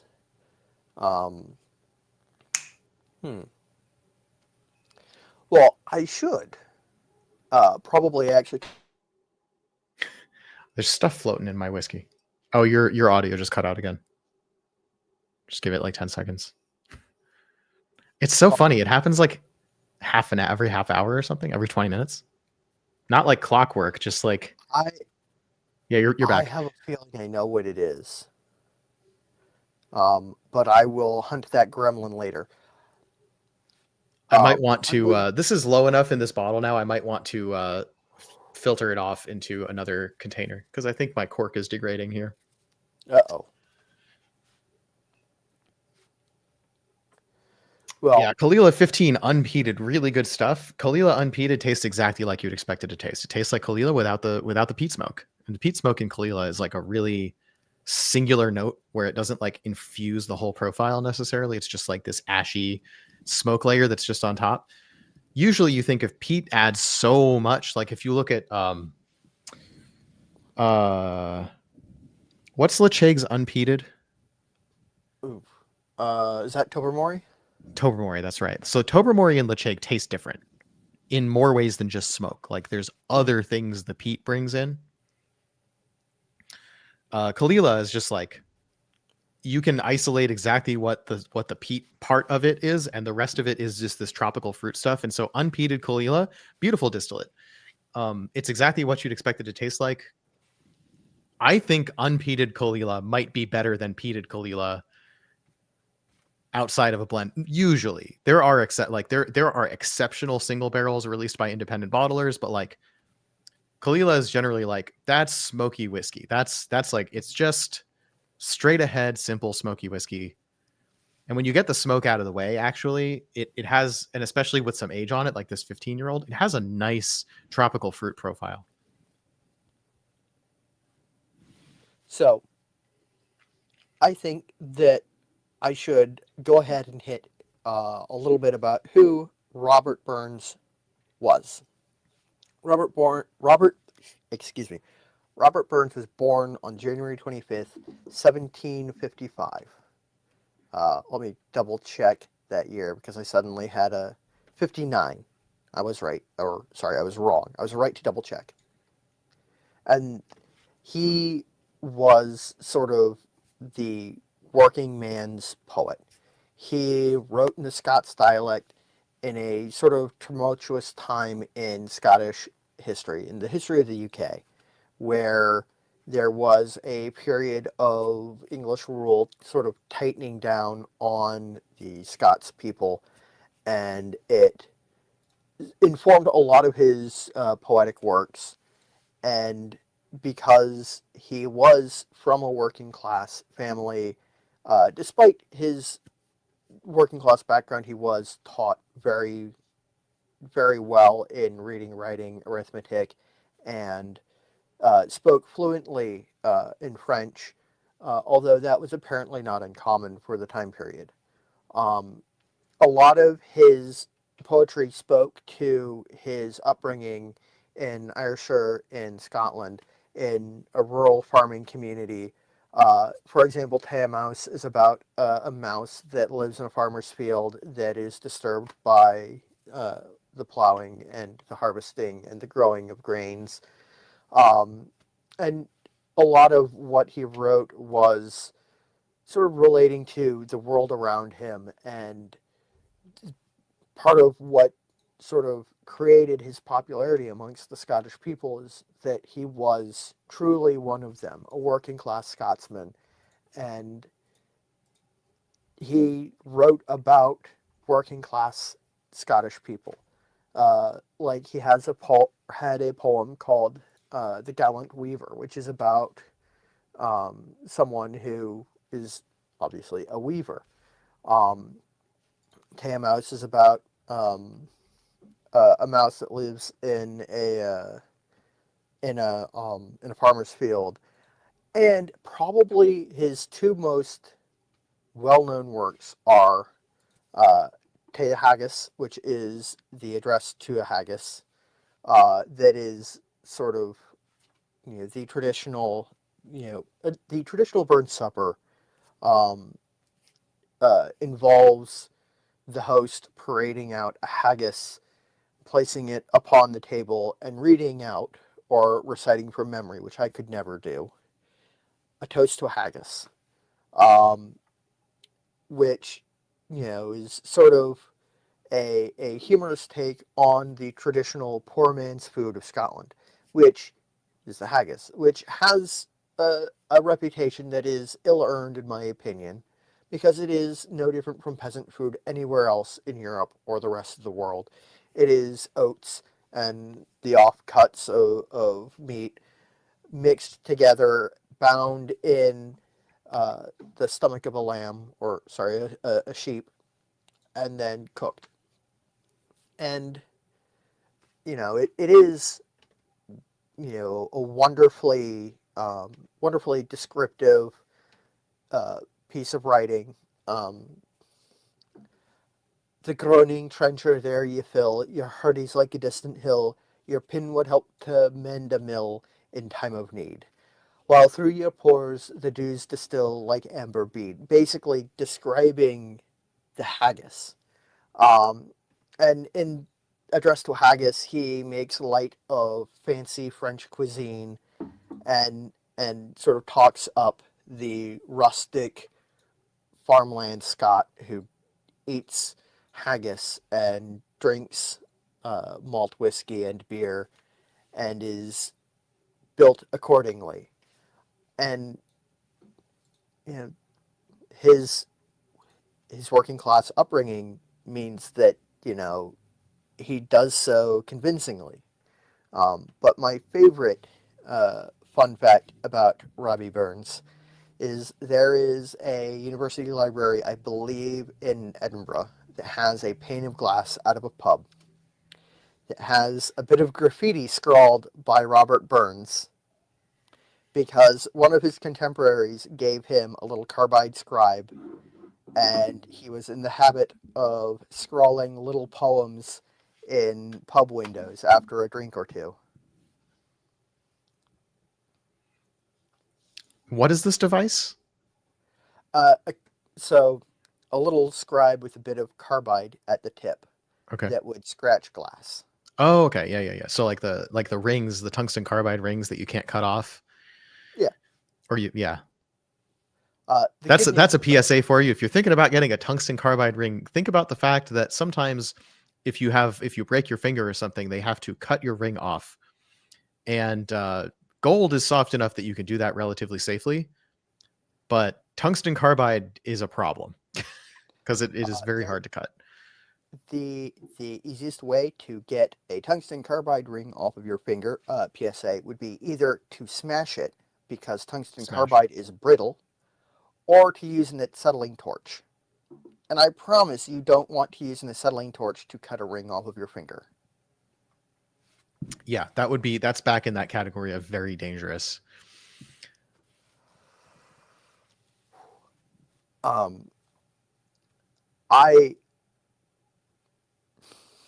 Sorry, I don't wear rings for a reason. I value my fingers. I've worked with enough heavy machinery that would gladly take a ring and anything on it. The thought of it makes me queasy. Mm-hmm. Don't look up degloving. No, don't ever, never. And unless you're working on heavy machinery, you do not need to watch any safety videos describing how best to use them and what happens when you don't follow best practices. You don't need to see that. Can be pretty gruesome. Yeah. Anyway, I'm married.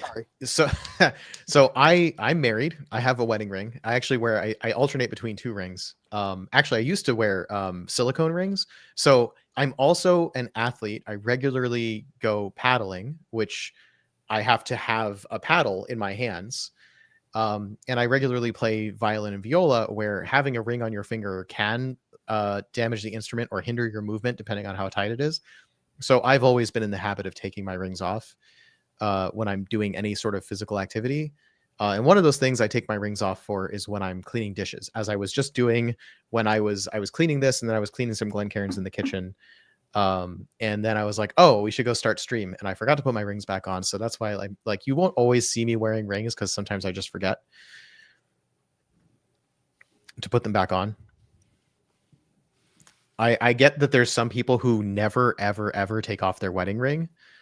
And like in kind with that, I used to wear the silicone rings. Like they have silicone athletic replacement wedding rings. And I don't know, it seemed like I still have them. I could wear them. It just seemed like I'm taking off my actual, the ring that I got on my wedding day and swapping it out for something else. And why do I need so badly to swap it out with something else when, like, what's the symbolism here? Right? I'm going to take off a ring for an hour or two, do some physical activity, and then put it back on. Like, I mean, it's up to your relationship, but like my wife and I are secure enough in our marriage that the fact of whether I am wearing a wedding ring at any moment in time is not the thing that makes or breaks our relationship.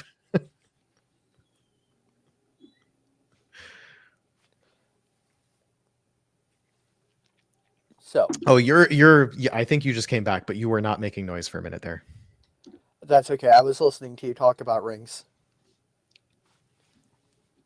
Do we want to pour a third glass? Muscatel, great. Unpeated Kalila, ex-bourbon, great. What should I do after that? I have a few things here. I have a Linkwood, which is an ex-bourbon. I don't know what the casking on my SMWSs are. Well, I'm going for heavy sherry influence. Oh, they do write on the label, actually. So these are both refill ex-bourbon. So I've got a Bunnahabhain and I've got a Lafroig. Ooh. I really like the Bunnahabhain, and the Lafroig is emptier because everybody wants to try this one because this is a 20-year-old Lafroig. The Bunnahabhain is 9. Let's see. I also have a Tommen tool, which I didn't bring out, but that's fun. Oh, we were talking about if I'm going to move towards peated Scotch, I want to pour the green label as a transition. See, I'm just going for an aggressively sherry influenced 9-year-old Blair Athol, which is unpeated. Okay. It I could is do just an oak cask, but based on that color, this has got to be sherry, right? This is a Redacted Brothers from KNL. This is an 2009 Altmore. In some, it says 14 years in an oak cask, but I'm sure it's some kind of sherry. This might be the match. So, I am. Look at that color. So this is an independently bottled single malt from the Red Cask Co., who focus on heavy sherry influence. This is Blair Athol, which is unpeated. They're typically aged in either refill casks or sherry casks.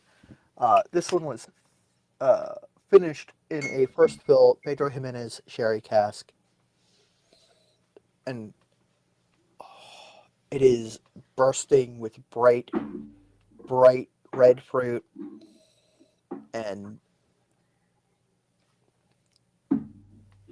I don't know if you, the audience, have ever tried Pedro Jimenez sherry. I recommend it.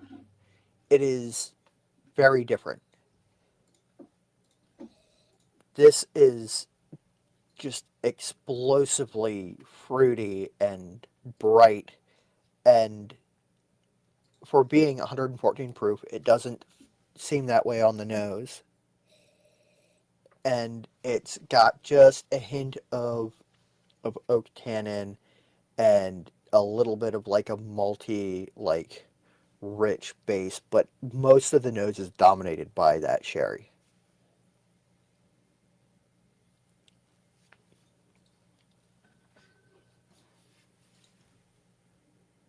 Okay, so the thing that's distracting me, I don't feel like I need to keep this a secret. So like I want to report this account as spam. Partly because they don't understand I'm live right now and they're blowing up my instant messages. This is the like, hey, we'll market your podcast for you.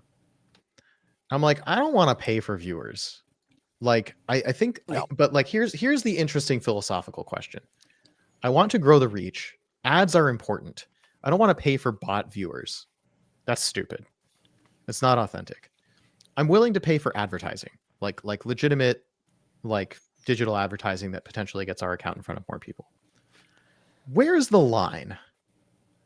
I will say, just playing devil's advocate, there is some use of English in there that implies that they are not native English speakers. That does not mean that they are untrustworthy, but that in conjunction with the name of their account, that the affiliated marketing stuff, makes me think that it isn't really on the up and up. Yeah, I agree. I mean, I don't think this looks like the sort of thing where it's trying to get you to pay for subscribers, which I just, first of all, I'm not paying for that. Second of all, I don't like that. I don't want fake followers. I report my fake followers.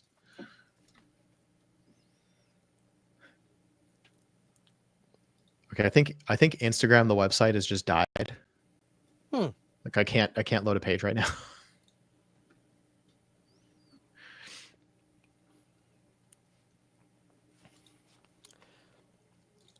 There's a note in this Blair Athol that have you ever smelled low sulfur cutting fluid?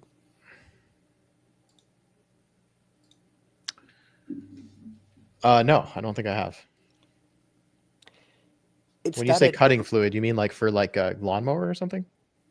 no, more like for when you're like say drilling a hole in steel or cutting steel and you're wanting to lubricate and cool the material that you are cutting into your saw blade and or cutting device.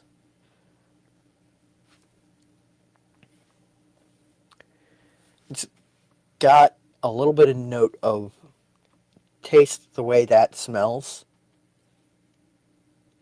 which I think probably comes from the sherry, because sherry and other wines tend to have a little, like, tiny little hint of like a sulfury note, and the low sulfur cutting fluid definitely has that, and it also has like a sweet, um, sort of sweet smell.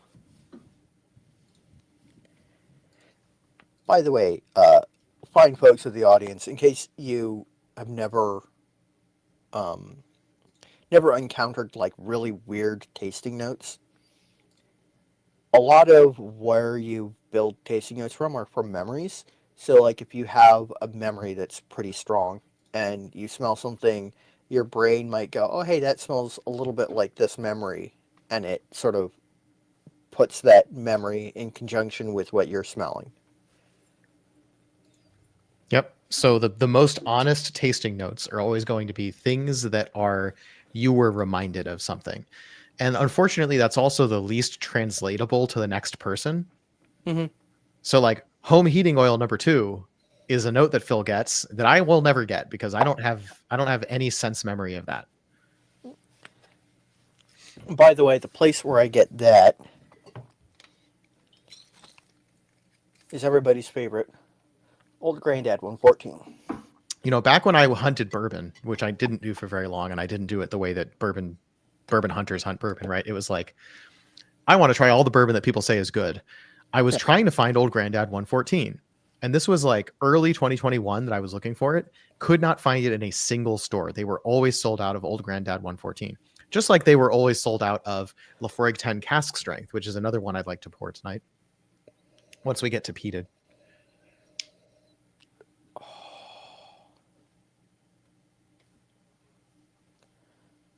So, Batch 7, by the way. ooh, Nice old one. Yeah. what batch This are they is up to now? Like the 14? this is the 200th anniversary Lafroig 10 cask strength. This was So that would be batch 7 from 15. 2015.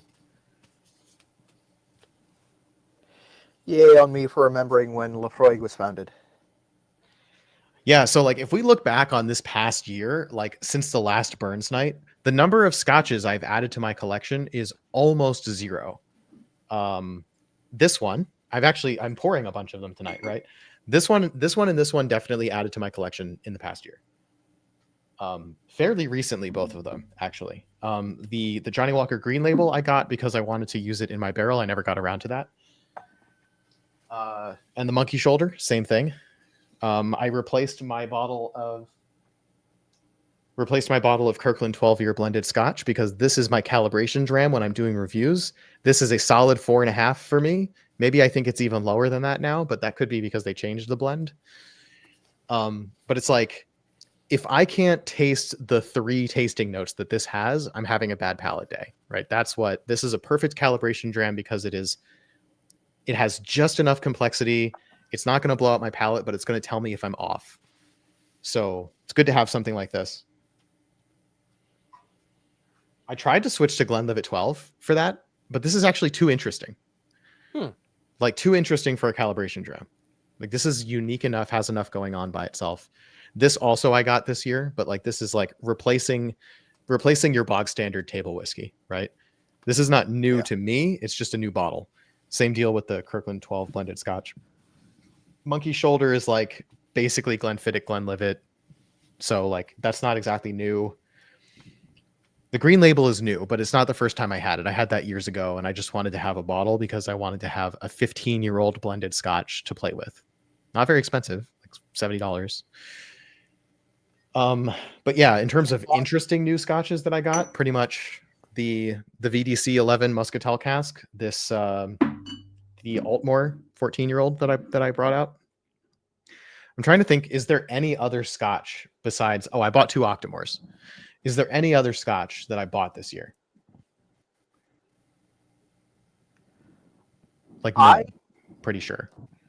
I think I bought one single bottle of scotch this year because almost all of my money went into Virginia whiskey and American single malts. Yep. That single bottle of single malt that I purchased this year, I believe, was the Offerman Caribbean cask. Yes. That's another one I bought this year. I forgot that was this past year. Was it like came out last spring, right? I think so. Yeah. Like I'm forgetting what happened like near a year ago. But sort of the point that I'm making here is like I have a lot of scotch. I do. I have a lot of scotch. Like American single malt is the plurality of my collection. It's not a full majority. It's not 51% of my collection, but it's like 35% of my collection. Um it's like 120 out of 350 bottles. So like a third. I think I have like 100 bottles of scotch. So that is the second most populous part of my collection. But I got all of that a long time ago. I mean, at this point, right? I started buying whiskey 5 years ago, 4.5 years ago, middle of the pandemic, middle of 2020, right? And I bought a lot of scotch at that time.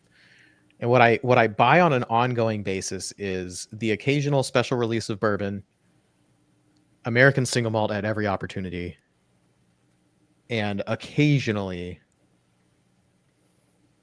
I mean, I buy other things too, right? Brandy, tequila. I have a couple of bottles of Canadian gin, rum, but like most of that stuff, not 2024.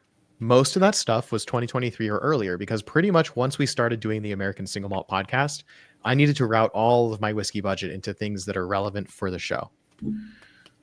So buying anything else is a rare indulgence. And the rare indulgence that I picked this past year was this and 2 bottles of Octomore. Fair, absolutely fair. Um, I've been working on two sort of concurrent projects that are both absolute money pits. I want a bottle of whiskey from every distillery in the Commonwealth of Virginia. Mm-hmm. There are 46 in the Commonwealth of Virginia. I have 64, 65. I'd have to take a look at my list again to determine exactly how many I have.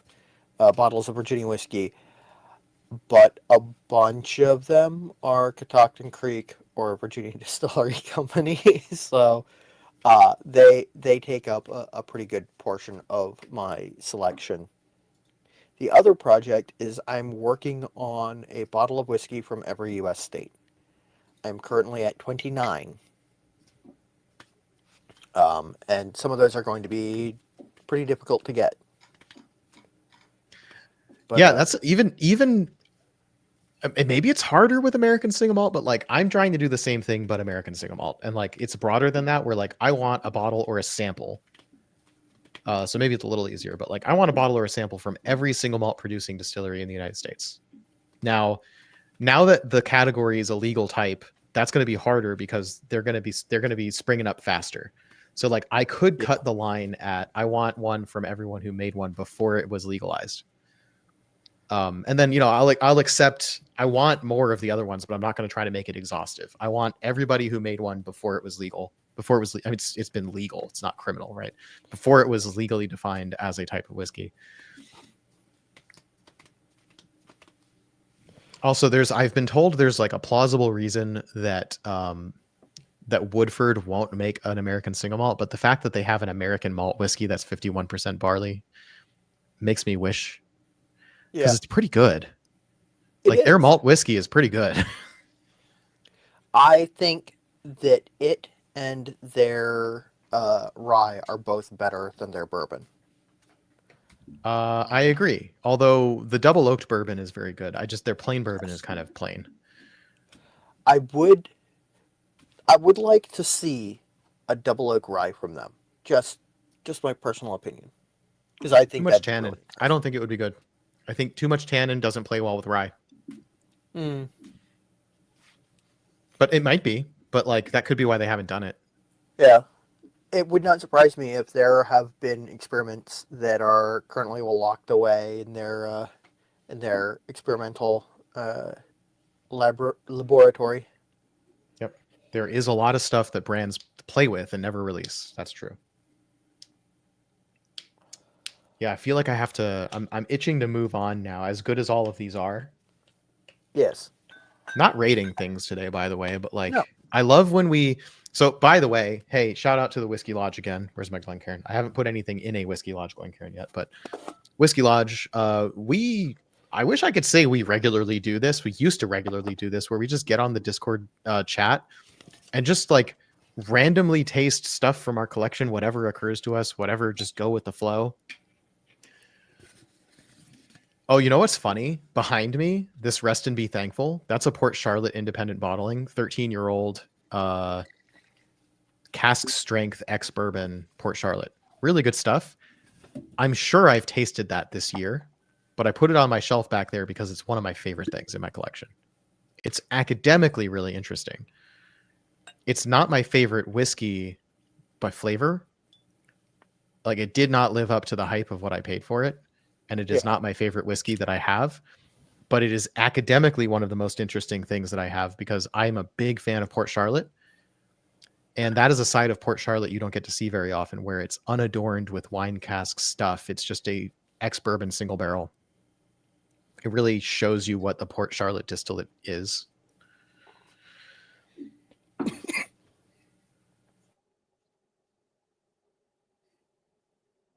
Hey, we were talking in the Whiskey Lodge yesterday about like, what if our next barrel pick was a peated bourbon or a peated rye or a Mhm. peated borai, where we like took the Liberty Pole peated rye and Which is very Kings good. County peated bourbon and put them together.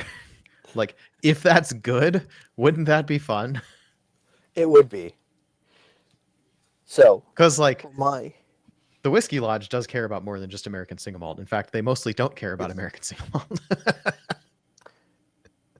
So my next Okay. jam is independently bottled by Signatory. It is Bunnahabhain Stoisha, which is heavily peated, which is unusual for Bunnahabhain.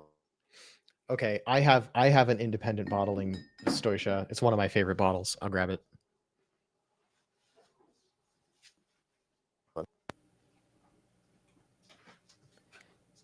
Um, and I didn't show the sticker on the other bottles that I've poured tonight, but every single bottle that I've poured tonight has had this UK market sticker on it. Um, because, like I said, my goal was to sort of stray off the beaten path of things readily available to American consumers that I happen to have. And for me, ooh, that's This is the exciting. ultimate Bunnahabhain Stousha 2014. It's 5 years old. Rechar Hogshead. Ooh, recharred hedge hogshead, D not hedgehog. Dechar Rechar. Yeah, Dechar Rechar Hogshead, which probably means sherry. Yeah, Sorry, sherry? Yeah, sherry or wine. Probably yeah. sherry. So Bunnahabhain, their primary style is an unpeated malt. It is one of my favorite unpeated malts. I don't drink it terribly often because it is a little bit pricey where I am currently. Um, and as much as I love it, I don't love it enough to keep buying a lot of it. Um, but this is one of their smaller runs. They do two different peated runs. They do the Stoisha, which is heavily peated, and I don't remember what their more The moderately Moine. priced releases. Des Moines. Stoisha is an absolute sledgehammer of peat. I have heard it said that they're actually the same distillate. They're just aged differently. That's interesting.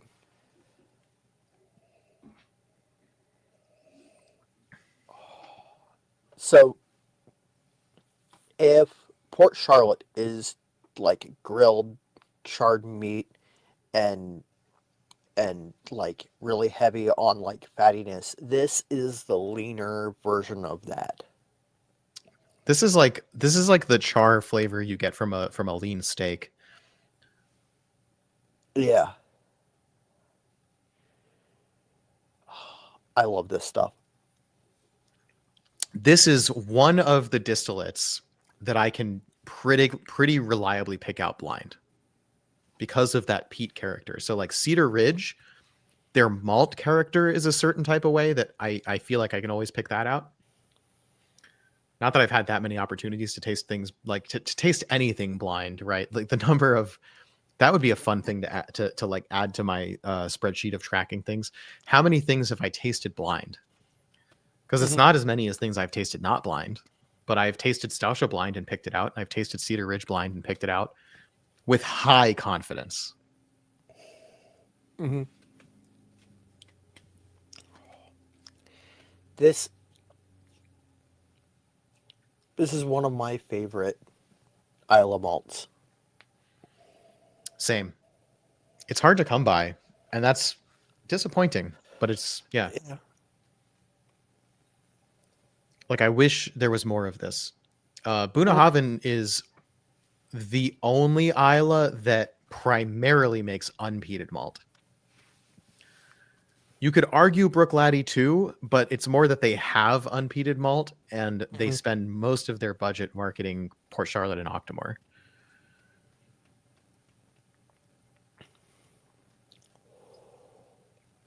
And also their unpeated Brook-Laddie's unpeated malt is not that good to me. It is very. It's funky. I'd call that a hot take, right? Like there are people who love unpeated Brook-Laddie. I Classic Laddie. But like for me, it's the Cask Exploration series. Those are the good bottlings. The Classic Laddie is boring. It's funky and it's still boring and not great. it so the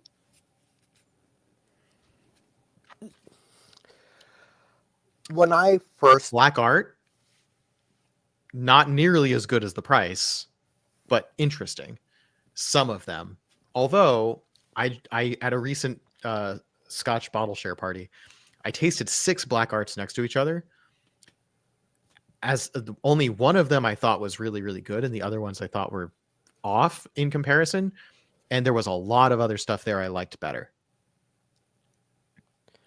so I when I first got into single malt whiskey, and I had some peated single malts under my belt, and I professed my love of the standard Bunnahabhain because I genuinely like the standard Bunnahabhain. It's unpeated, but it's got a nice maritime character and just a wisp of like I want to say environmental smoke. Like it's not something that I get every time I drink it, but it's something that like I catch and go, oh hey, there's like just like a shimmering touch that you can kind of not quite really get smoke. A whole bunch of people told me that I should try the Classic Laddie. That the Classic Laddie is so much better than Bunnahabhain. And my first encounter with the Classic Laddie was drinking it and going, this is all of the off notes that I get in like single malts cut 50% and rolled into one. And like so like I get that like butyric acid like note. I get like a little slight vomity note, and like it just never quite spoke to me. Port Charlotte, on the other hand, is a monster of a dram, and I really love it.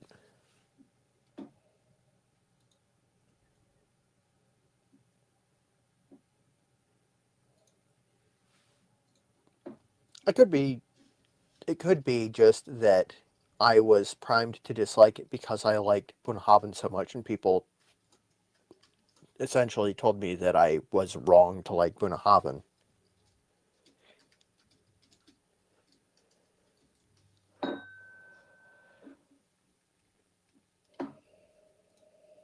When we're live for this long, I start answering questions on Discord.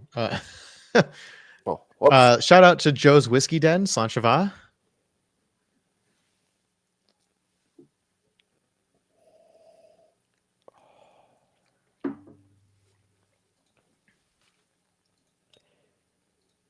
I'm distracted by my Bunnahabhain. Darn good stuff. Yeah, it's one of those things where, like, I mean, me too. I'm just like, oh man, I made the mistake of pouring one of my favorite whiskeys. Like, we're bad at being whiskey Instagrams, whiskey influencers, because, like, or maybe we're good at it. When you can tell when we really like something because we can't talk anymore. And like, I've been trying to like kill any dead air that pops up, but man.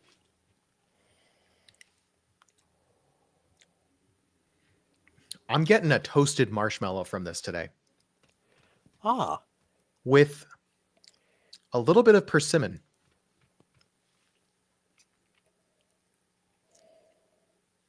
See, the Pinot Noir cask is giving this one just a hint of like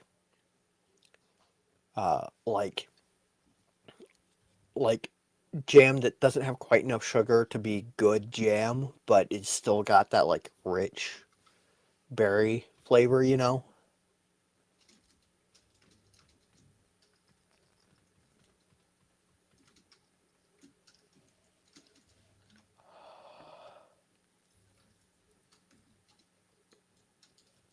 Mm.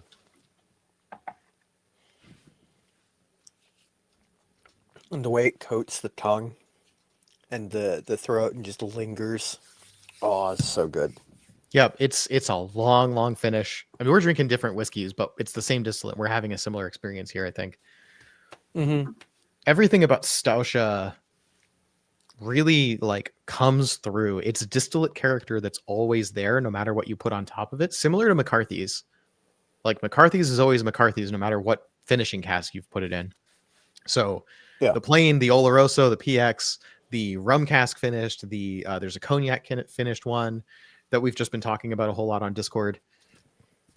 You can always taste the McCarthy's, right? It's when you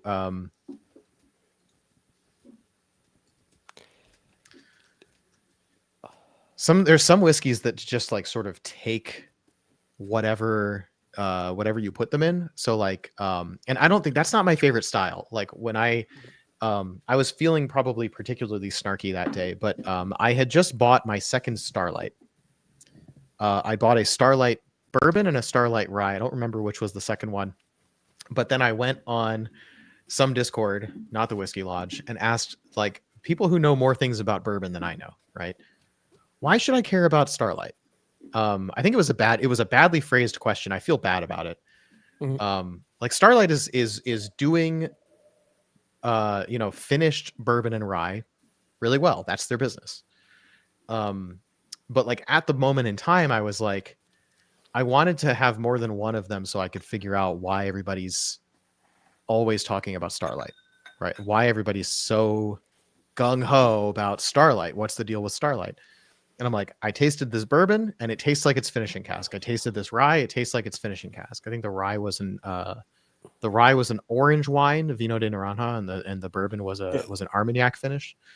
They taste like the finishing cask. And I'm like, why is everyone so excited about this whiskey that doesn't taste like it has distillery character? It just tastes like the cask they put it in. Now, with the benefit of a couple of extra years of experience, 2 or 3 years of extra experience, I think that's valid. That's a way to make whiskey, right? There's nothing wrong with targeting your end product. And if your end product is an interesting cask finish and you want that to really shine through, you don't want to have a particularly opinionated distillate. Mm-hmm. For me, I don't think I like that as much. I want the distillery profile to be distinct. Like, I want to know that if I buy another bottle of whiskey from this distillery, I'm going to taste the same distillery character in it. If I like the distillery character, the distillate profile, I'm going to find that again if I buy something else from them, and it's going to have something different to it. There's also distilleries that take that arguably to an extreme that I'm not going to say, because I'm going to name a whiskey distillery that I like, I'm not going to say this is a bad thing. It's just a thing. Mm-hmm. Some whiskeys, you put them in a finishing cask and they still taste like the same whiskey distillate, right? Westward is an example of this, where no matter what cask finish I've tasted on Westward, I always taste Westward. And it's like Westward with just a hint of seasoning from something else, but it's the Westward core distillate, number 3 char new oak flavor, which is really unique. And I have like 14 bottles of different Westwards, and none of them taste wildly different from each other. Right. In isolation, though, the cognac cask one, the Sauterne cask one, the Oloroso cask one, the Bottled and Bond are standouts of being particularly good and flavorful in that in one direction or another. The regular original versus the Pinot Noir cask finished one are different enough to me, where the Pinot Noir cask one is like a preference that I have. But like, we're talking like, for all the distilleries that have lots of different like cask finishing profiles and they taste different from each other, like, I buy lots of different Octomores because Octomore does a good job of tasting like Octomore and also tasting really different depending on the year and the peat level and the casking that they put it in. Same is true of Port Charlotte. It always tastes like Port Charlotte, but it tastes different every time because they do different cask finishing on it. That's ideal, where you get a balance of the distillate and the casking. I think that's ideal. And I'm not saying Westward is bad. I really like Westward. It's just that it's a type of whiskey where you always know what you're going to get, almost to a fault. To like, it's hard for them to leave that core profile. And if you really like Westward, then you're really going to like Westward, as I do. Just don't go buy another Westward with a really distinct cask finish and expect that it's going to taste different enough that you didn't like Westward and now you're going to like Westward. I don't think you're going to have that experience. It's always going to taste like Westward. I hope that makes sense, right? Like, if you like it, you're going to like it, but you're not going to like experience a wildly different thing from one bottling to the next. But I like that something like Port Charlotte, I don't like every Port Charlotte I've ever had, but the ones I like, I really like them.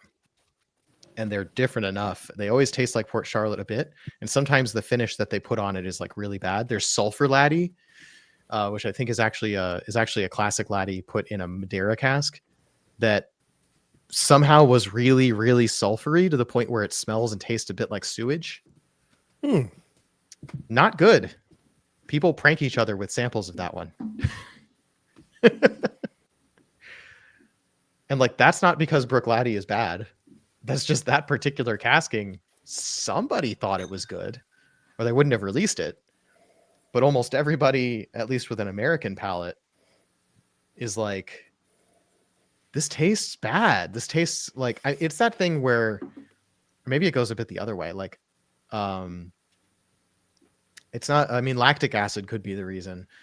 But butyric acid, right? If you're American, tastes like Hershey's chocolate. If you're European, tastes like vomit. But if you put enough of it in there, it tastes like vomit or smells like vomit.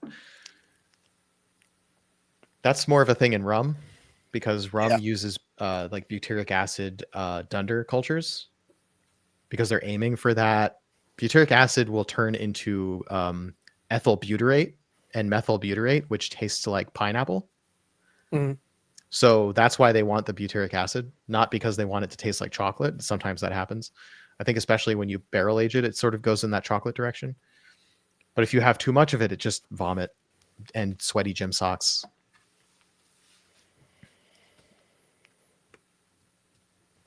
We should try to help Joe convince his bosses to let him make a rum and dig a dunder pit.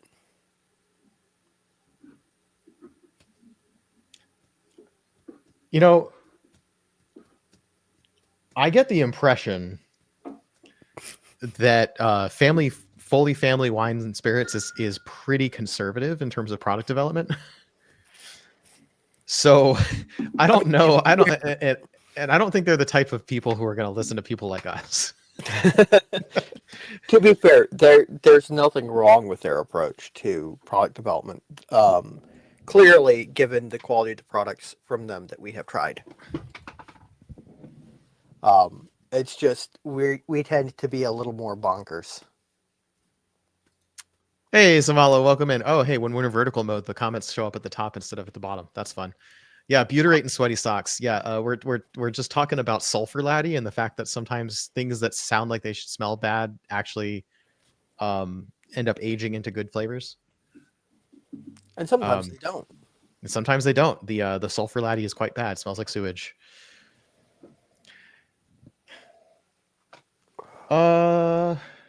We're already we're almost at 2.5 hours, but yeah. Should we pour one more thing and talk about just recap what we've been doing? What I think what we haven't talked about yet is what have we been drinking recently? Yeah. That isn't on the podcast. Yeah. So chat, Phil, whoever, should I pour my Lafroig 10 cask strength or my Johnny Walker Green Label? It's our last. It should be the Lafroig. Lafroig. Or actually, because I've got these on the desk, should I do the this is an unpeated Bunnahabhain, so at this point I think no. The 20-year Lafroig.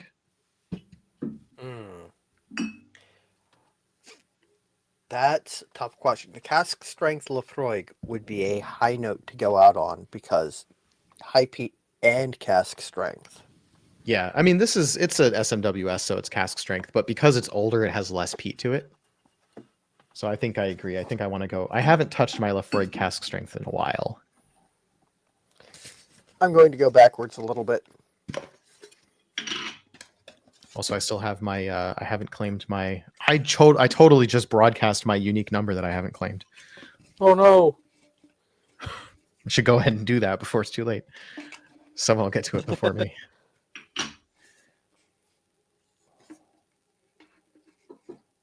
Wouldn't that be a kicker? Somebody watches my stream and just steals my square foot of peat bog. Now, that's on me. I've had this bottle for 2 or 3 years, and I still haven't done anything with that. I don't know if that got past. Yeah, I got it. That was a very satisfying pop. It was. It was a good sounding one. So I'm going backwards in the sense that I'm pouring something that is unpeated. Because I don't think anybody makes anything of this nature that is peated. But I will have to look that up, because I would imagine that it would be possible to use a peated component.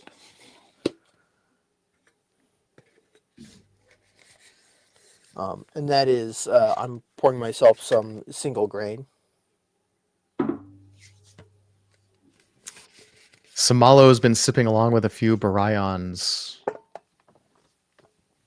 Is that a distillery name? That rings a bell, but I can't remember what it is.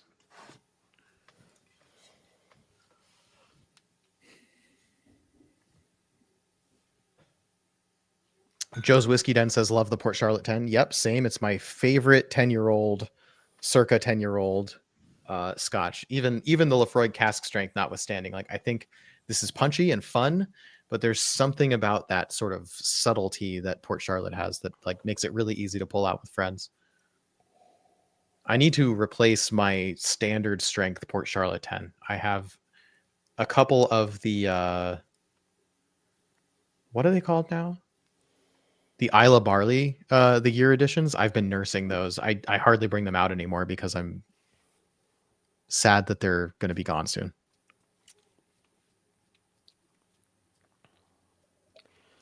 So the single grain is surprisingly bourbony. Despite its age, it is grain forward. There's moderate tannins. There's a nice caramel and like creamy butterscotchy note.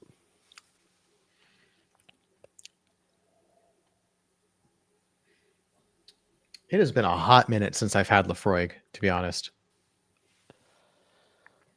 I'm like rediscovering this peat profile here. It's like, it's not, there's a little bit of chlorine to it. It's antiseptic. Mm-hmm. You got that Lafroig sort of hospital antiseptic people call a Band-Aid, but like not super strong in this one. This batch 7. Like, that's not the overriding dominant flavor for me. It's like chlorine, but like what's the smoky profile is like,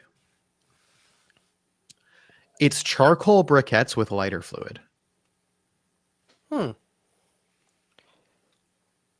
it's also got a nice caramelized like a caramel sauce kind of.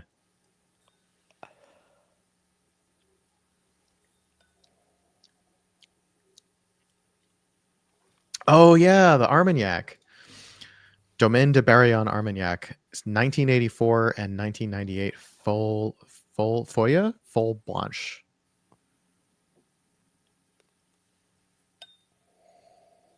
Clearly, neither Doug nor I took French in high school. That's funny. I did actually.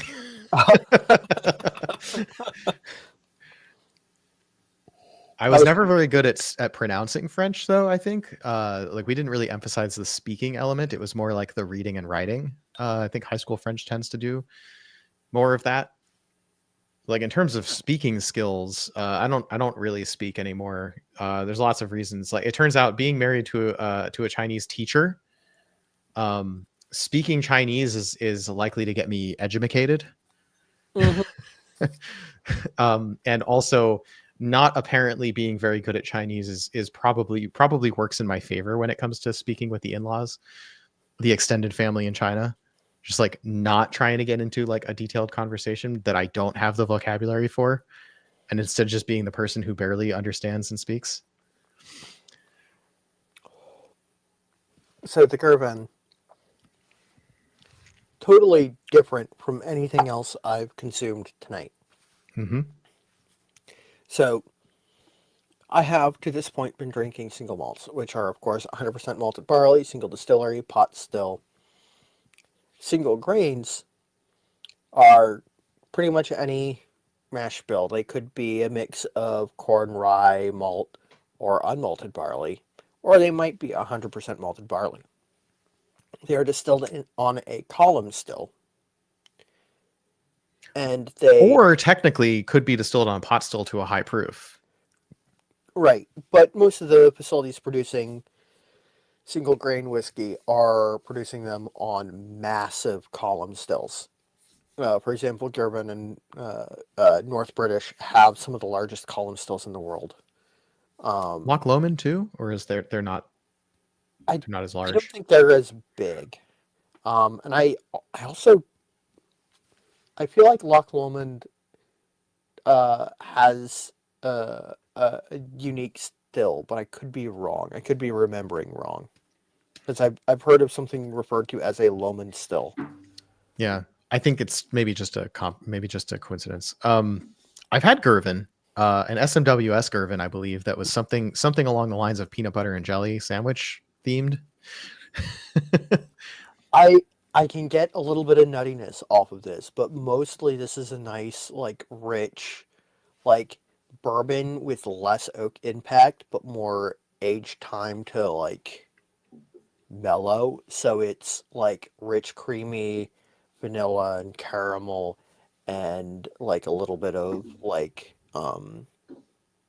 oatmeal sort of flavor. Oh, I think Joe's Whiskey Den is actually still tuned in, so I'm going to answer that question about the Bunnahabhain. So I'm having this the ultimate Bunnahabhain Stauscha 2014. I mean, I've moved on, but I still have a bit in my glass. And Phil was having a signatory. Yep. This is 9 years old, distilled in 2013, finished in a first fill Pinot Noir red wine cask. You know, I'd be actually really interested in trying that one because of like I was talking about, Westward Pinot Noir cask is one of my favorite American single malts. It'd be cool to try one of my favorite scotches in the same casking. And I didn't mention the age on this one, this go around. It's a 2014 bottled in 2020. It's 5 years old, cask strength 60.4%. It's a dechar rechar hogshead. This is only 46%. Cask number 10621 for anyone who's actually interested. I know that I've actually, there was a Discord where I discovered that by coincidence, I and someone else were both drinking this exact same bottling in the same night with no coordination. And given the vast array of things that you could be drinking, that's a fun coincidence. So one of the things about single grain that I bring up to, like, sort of as a, here's another reason why you should try a single grain, other than it's totally different from single malt and it's a unique experience, is you can get a fairly old single grain for considerably less than a commensurate aged single malt. For example, I would never dream of being able to afford a single malt aged more than 40 years. This is a 42-year-old single grain. Mm-hmm.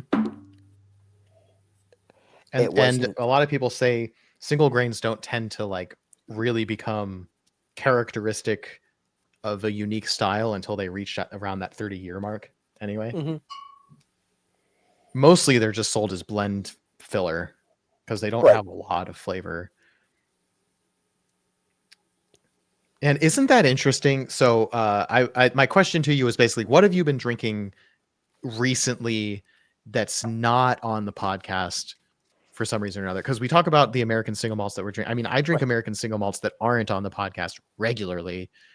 But like we talk about brand of the week on the podcast, so we don't get to talk about those a lot either. There's one reason I should get back to writing reviews. Okay, McKenna 10. Because it came up on a recent episode, I poured myself a glass recently, and it is, as I remember, one of my favorite old bourbons. Because 10 years old is pretty old for a bourbon. But other than that, I've been mostly... Your mic cut out again. Hold on for 10 seconds. Shoot. You're back? So mostly what I've been drinking is whiskeys that I've picked up for my 50 States of Whiskey project. Notably Mother Earth Spirits Rye and American Single Malt. I have not opened the Seven Hills or... Is it Seven Hills? Yeah, Seven Hills, or it's an Idaho Rye, or the Montana Rye. I have actually consumed some of this to write an actual review. And my plans for Friday night, which got scuppered, was I was going to enjoy some Maker's 46 because I was gifted. New label, right? I got, okay. Yes. Same deal.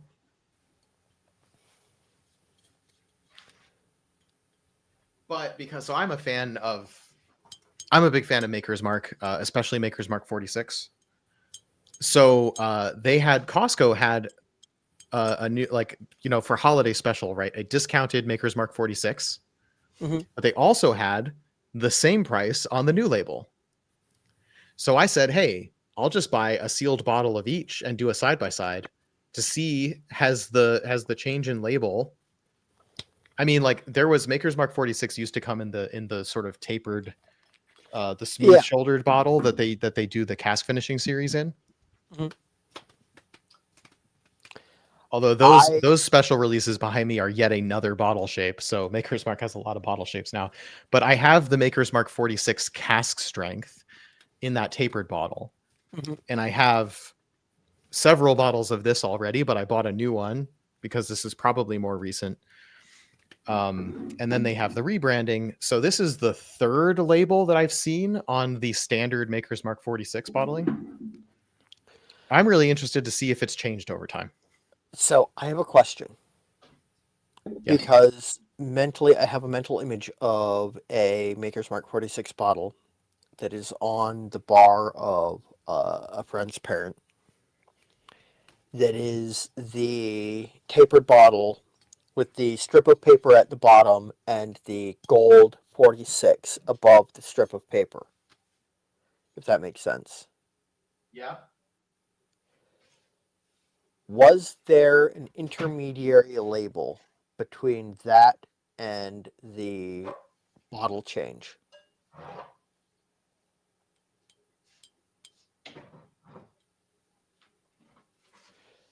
To our audience, I'm sorry we've gotten distracted. It happens when you've got two hosts with ADHD. Yeah. So is this the one that looks like the one you're Yes. thinking of? So this one says cask strength though, but they used to have a 46 that looked the same without the cask strength. Okay. I So don't my have a question bottle is, of that. A friend of mine bought a bottle of that and gave me a sample that I have not opened since then. Actually, I bought it and gave it to him. Mhm. Because like we were out at a we were at a weekend away. We went to a store. And I was like, oh, Maker's Mark 46 would be good for the holiday cocktail that we're making. This was back in 2021. Mhm. I remember that because I was in the middle of doing my American Single Malt Advent reviews. I actually took a box of 6 with me on that weekend trip. I was very dedicated to the advent of American Single Malt that year. 27 reviews, and I tried not to fall behind even when I had to go on a trip.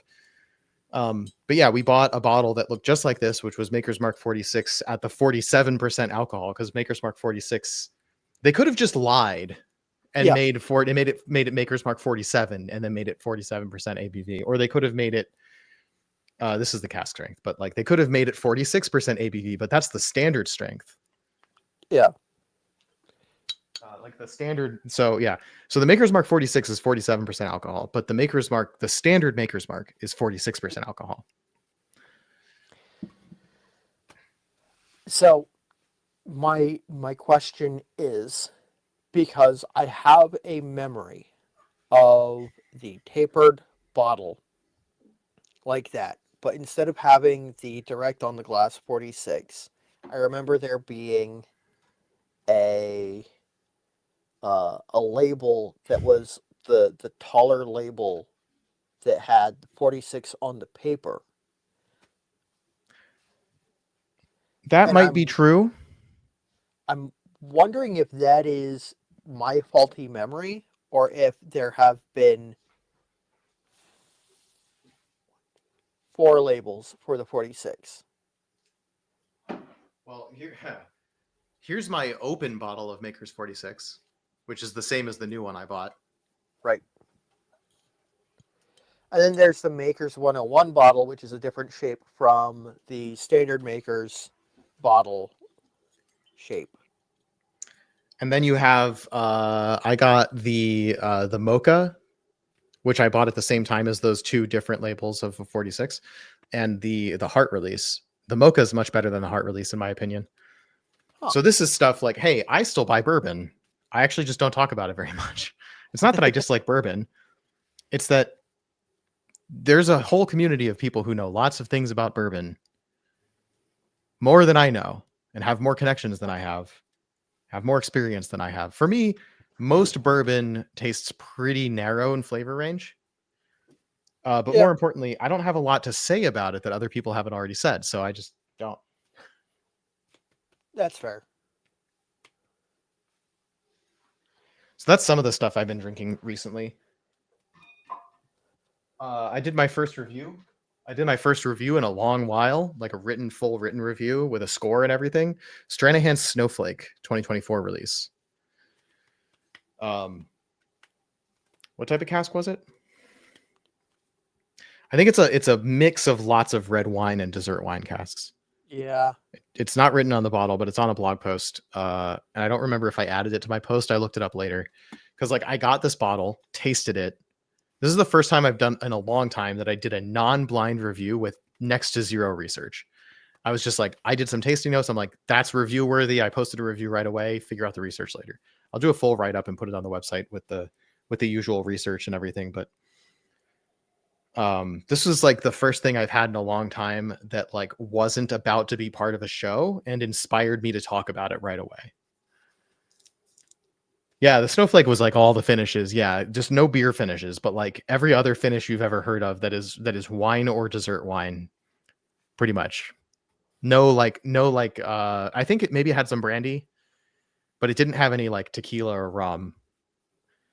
But yeah, it was essentially all the wines. And it's got a beautiful red, Oh yeah, brick red color to it. From my perspective, it's a little bit more ruby with like the background that I'm seeing. And let me see if I can like get it at an angle where you can see the ruby color. I can kind of see it, but it is very dark, very red. That is one of the things that I've always found interesting is how like vibrantly red a wine finish can make a spirit. Yep. Oh, I poured something else. So the other thing is I've been traveling some and I've been trying to collect. I open everything, right? I've been trying to add to my collection bottles of single malts from the countries that I visit. So in Ireland, I bought it's not a single malt, but the triple triple. Mm-hmm. And I'm fairly certain I bought another bottle of whiskey in Ireland. Oh yeah, the Blue Spot, which is again not a single malt, but very good. Mm-hmm. I really enjoyed that. I tried a dram of Gold Spot at the Powers. No, what was it? The Bow Street Jameson Distillery tour. I tried a dram of the Gold Spot, didn't like it very much. Decided not to buy that bottle. Bought the Blue Spot instead. Cask strength. I like it a lot better. Without trying it, I knew I'd be more likely to like the Blue Spot than I liked the Gold Spot, which was just fine. I also tried like a cognac cask finished Teeling. Teeling maybe just isn't for me. See, what's funny about that is Teeling is one of my favorite Irish distilleries, and I particularly like their ginger beer finish. Yeah, it could just be that I didn't try the right stuff. But like their sort of standard lineup, their single malt's very good. Mm-hmm. But the cognac cask wasn't worth the cost, in my opinion. I put a review of that on my Instagram, but you'd have to scroll a bit because that was July.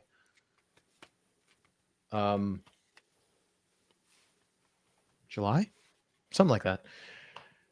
Iceland, I have the Floki, the sheep dung smoked. I actually think it's certainly very interesting, and I don't think it's bad. Is it one of my favorite things? No, not necessarily, but it's pretty good.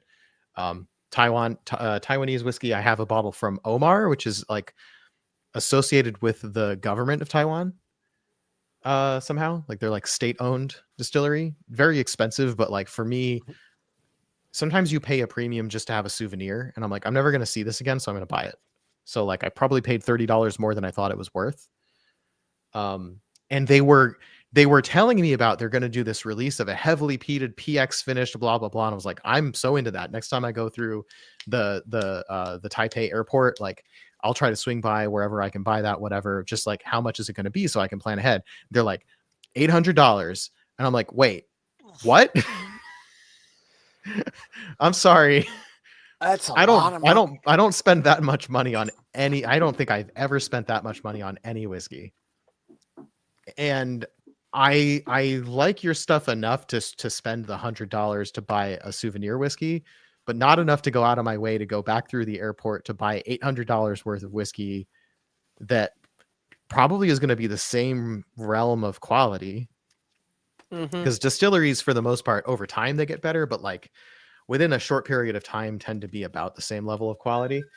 So I'm like, yeah, no thanks, but no thanks. I don't think I'm going for $800 worth of a PX finished whiskey when like I've got McCarthy's PX for $150. That is one of my favorite things ever. But one of the coolest things I've got recently. So first of all, Two Stacks. Don't sleep on Two Stacks. So Killowen's great, but we interviewed them on the show last year, so you know about them. Um, you wouldn't think you wouldn't necessarily think that dram in a can is good whiskey, but actually it is. It's got just the right amount of peat in it. It's got, I mean, this one's a blend of, the usual Irish blend. This one's open, by the way. And actually, because this is it's what 100 milliliters. Mm-hmm. That's 60 milliliters plus a heavy dram of whiskey for me, more than an ounce, almost an ounce and a half. This sample bottle of whatever was left from that. But you know what I did with this can? I took it and drank it directly from the can in a bathtub. Just had a bath and sipped it in the can, because this isn't glass. There's no risk of something really bad happening, right? Breaking glass and then having glass that you can't see in the water with you. That's a mess. Don't do that. Drink a dram in a can instead. This is not sponsored. What you're saying is Two Stacks is good hot tub whiskey.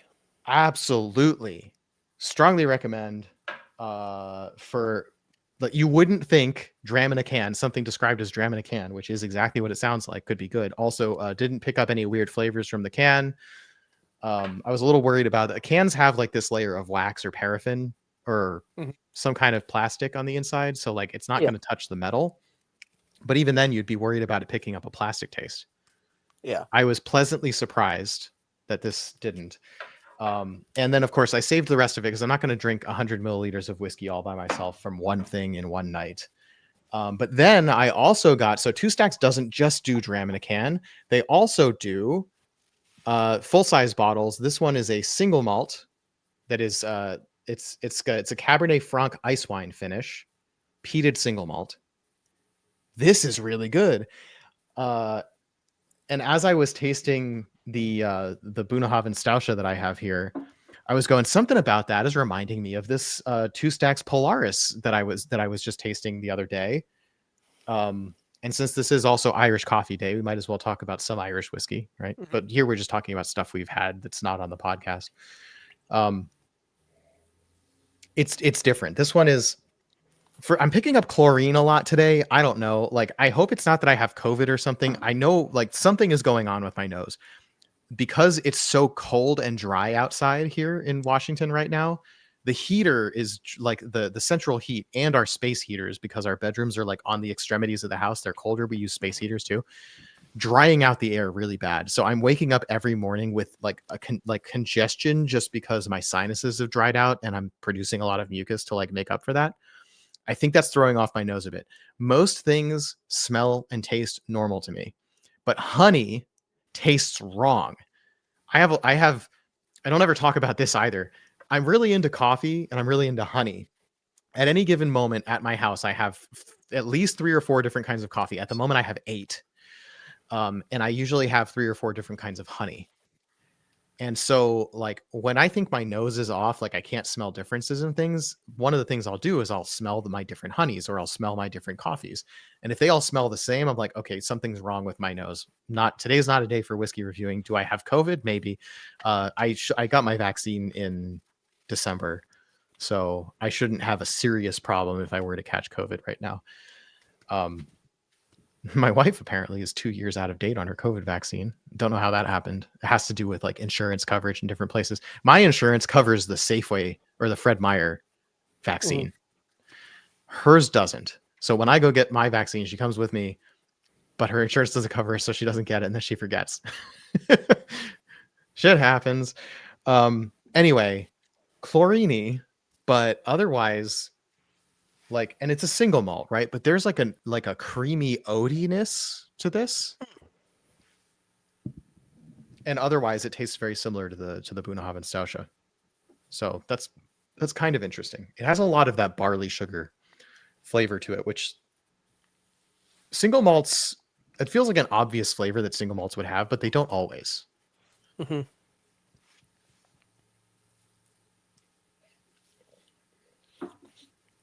Yeah, good stuff. So Two Stacks not only does dram in a can, and they do dram in a can of the blend, the single malt, the single pot still. This, I think they have a single grain too, right? They make every style, and this one, this green label is the blend.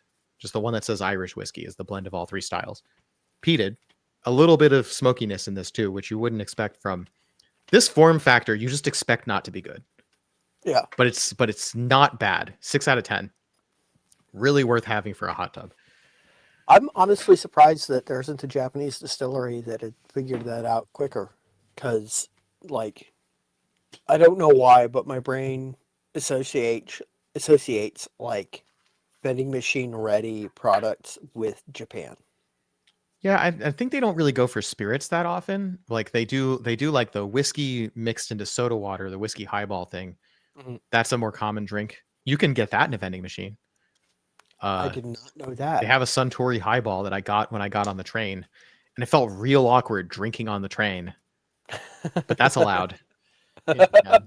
So anyway, I didn't actually ask for this, but the pawn also sent me the same whiskey in a 2 Stacks dram in a can.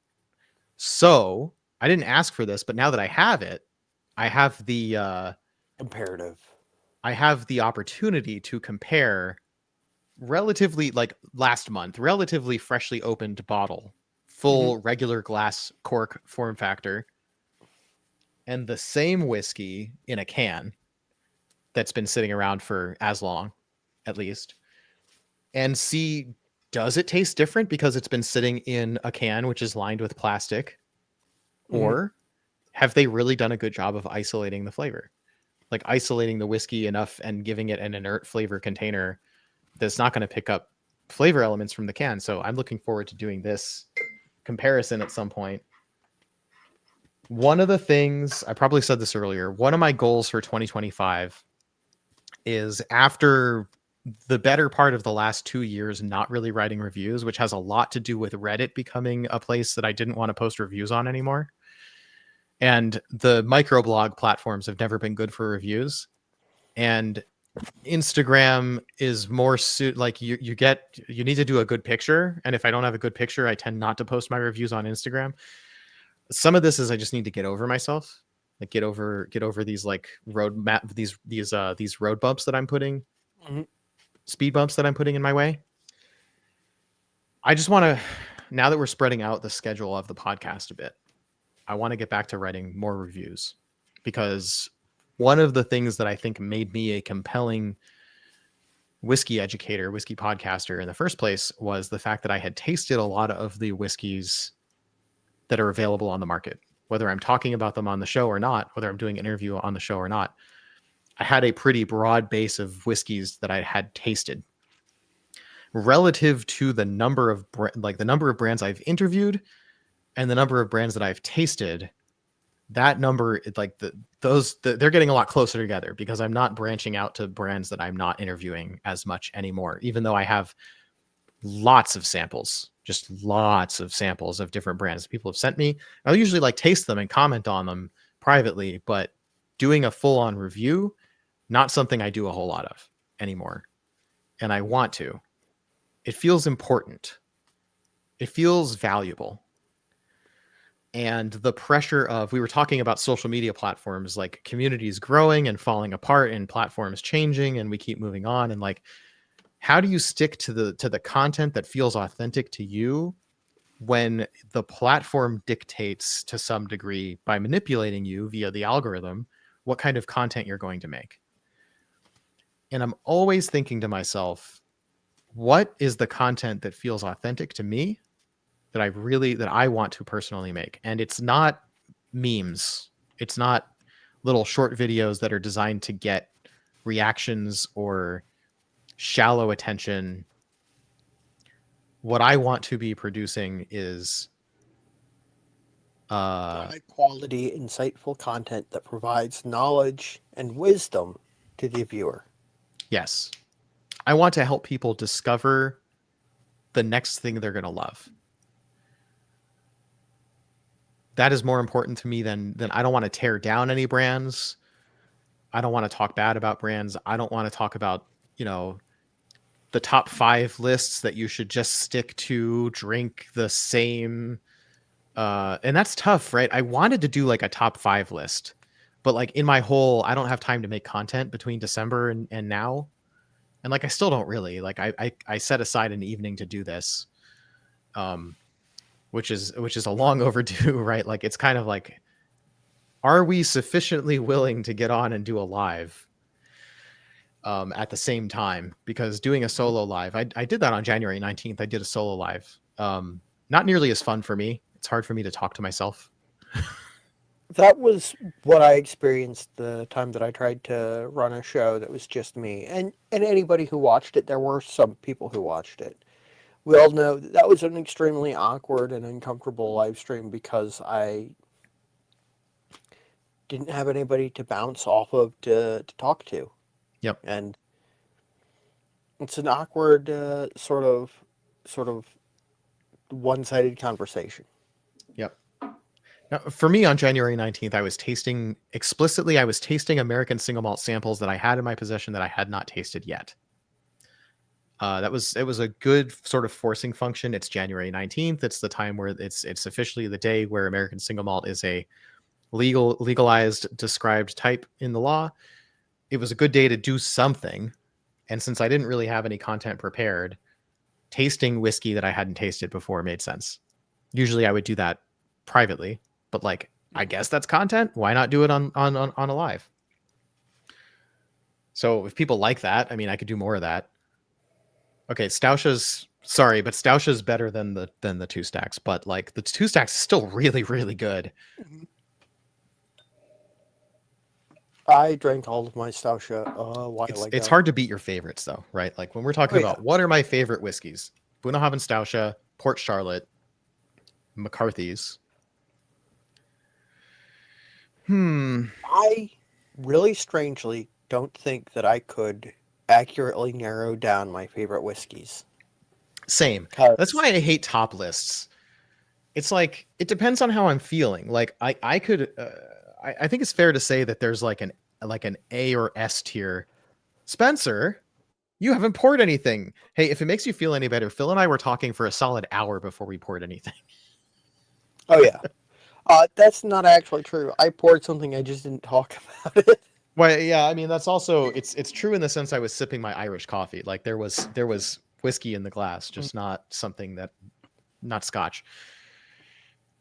On the topic of like favorite whiskeys, because I've been thinking about something similar lately. I have favorite distilleries.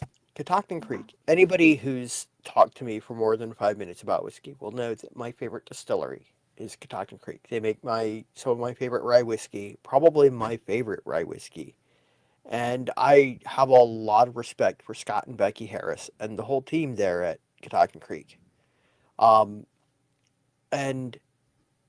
McCarthy's, obviously, out of Clear Creek, is definitely up there. But I have days where I will reach for the Spirit Works maple syrup aged American single malt, or Copper Fox Rye is one that frequently tickles my fancy. Yeah, so wouldn't you say? I mean, I think for like top lists are attention getters, right? There's a reason that influencers do top lists, and like I love that account, the Whiskey Influencer. Like I think he's got a good style, but his entire channel is listicles. Yeah.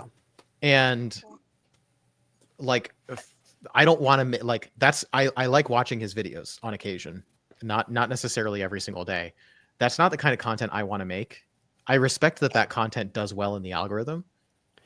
Well, also he's extremely knowledgeable. Like let's be clear. Like I would love to have him on our show and just talk about whiskey, but the listicle format is not. I'll do it occasionally, maybe. Like I did one when I was like, let's talk about bottled and bonds, and I wasn't trying to do like bottled and bond American single malt. I wasn't trying to do an exhaustive list. I wasn't trying to do a top list.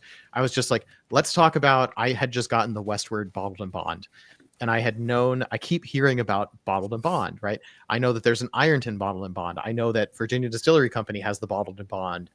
That's newer than that video that I made, but like Ironton, Boulder Spirits, has a 4 and a 7-year-old bottle and bond. Did Stranahan's have a bottle and bond? No, I think not, because Tyler Glasser reached out to me after I made that video, and he was like, "Hey, do people actually care about bottled and bond?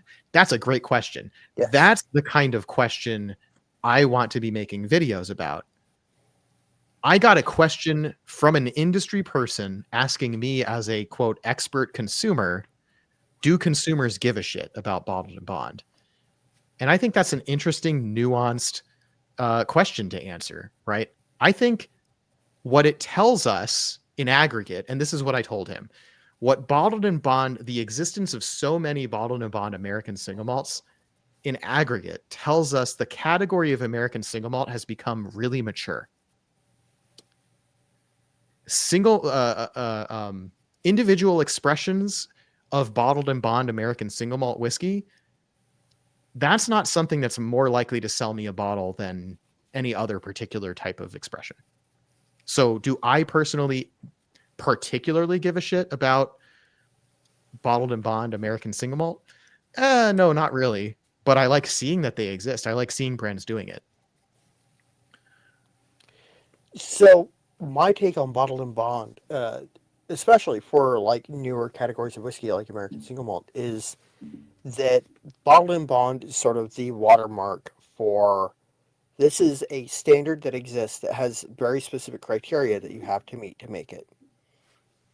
If you are producing enough American single malt whiskey that you can have whiskey that's old enough to meet that standard and will meet that standard at the proof specified, that means that you've got enough laid in and you've been making enough and selling enough that you definitely have a quality product. That's what it tells me. And yep. There's also like at some point I think we had this conversation with Caitlin Bartolome. Mm-hmm. Like, would we want? I lost the window. Yeah, like, would we want McCarthy's to have a bottled and bond? And my answer to that is like, of course you could if you wanted to, right? I think what she said was, I don't remember if this was on an interview after we had wrapped the interview, but we were still talking, or whether it was in person. So I've seen Caitlin Bartleby enough over the years. Do you remember this conversation? After we wrapped, after an interview where we were talking about aging, because there had been a question about aging that we didn't get to, but we were running tight on time for one of us. Mm-hmm. And we, out of curiosity, asked about higher age statement McCarthy's, and the answer was, and I feel comfortable saying this, Bartolome's answer was, you just cut out. I love it's like you censored yourself. Censored by my internet connection. Okay, you're back. I feel comfortable saying that Bartolome's answer was, we bottle McCarthy's when it is ready. That happens to be roughly 3 years. Mm-hmm. And sometimes 6. And sometimes 6. But the answer was that basically they were making a product to a profile that was ideal for the brand and ideal for the palates of them and their consumers. And I personally know that McCarthy's has been around for a long time, and I know that they make quality product. Ooh. Spencer has some Pinot de Chirantes matured Old Pulteney. Sounds good. I like Old Pulteney. I have heard good things about that specific release. I just haven't been able to get a bottle. I have a Driftless Glen finished in PDC, and that is very good. But I don't have any other point of reference on Driftless Glen. It's a bourbon. I've heard that people sort of talk about their rye, I think, more than the bourbon, or maybe I'm misremembering that. But like, again, bourbon, rye, it's all like I don't have the giant organized filing cabinet in my brain for things that are not American single malt. That's enough to hold in here. Ironroot Harbinger in PDC. Okay, Spencer, it's time for us to do a flight. All right, so we're all going to visit Spencer. Yeah, Spencer. We've already talked to Spencer. Like, we're trying to expand. Like I said, we're trying to expand the content to include more of the community. And if Spencer is interested in being on air, having Spencer do the sort of like, let's just get other whiskey enthusiasts on instead of always talking to producers. My best friend Christian, he is interested in coming on as a whiskey newbie. I just need to pass him off some samples next time I see him, and he'll come on and talk to us. He lives closer now than he used to. He used to live in Texas. Now he lives in San Diego. That makes the flight is less of a hardship, but it also means that we don't have the excuse to meet up in Texas when we visit our families for the holidays. That doesn't always work out quite the same. Yeah, Driftless Glen makes nice rye. Thank you for convincing me I didn't just imagine that, Spencer. Anyway, what was I saying? Oh, brands. So I asked Bartolome, would she release a bottled and bond McCarthy's? And how did she feel about the answer to that question? Do consumers care, in particular, that a brand released a bottled and bond? And her answer to me, this might have been a different conversation than the one you're remembering, Phil. Her answer to me at the time was basically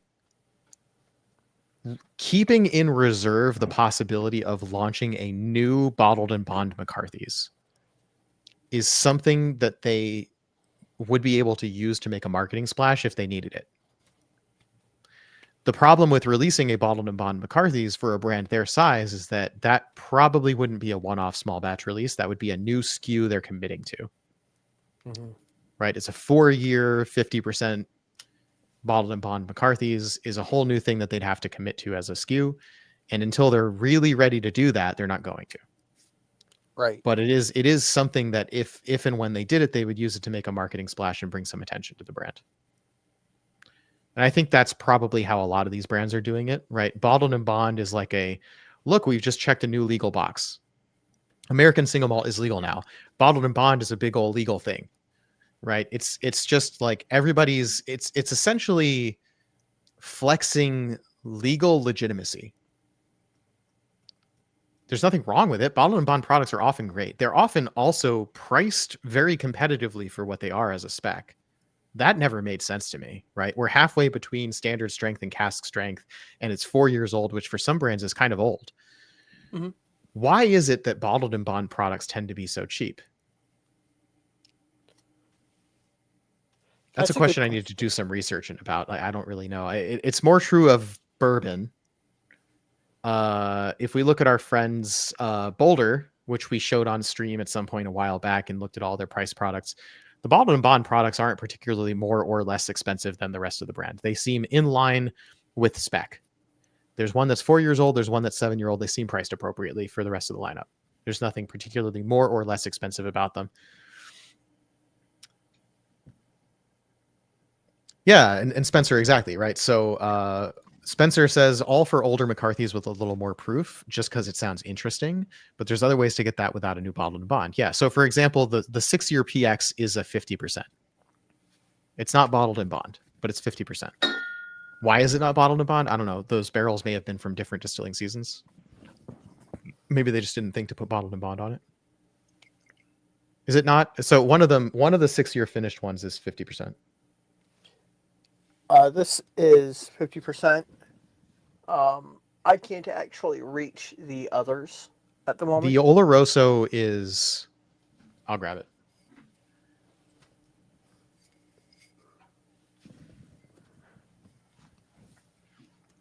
The McCarthy's 6-year Oloroso finished is 56% alcohol.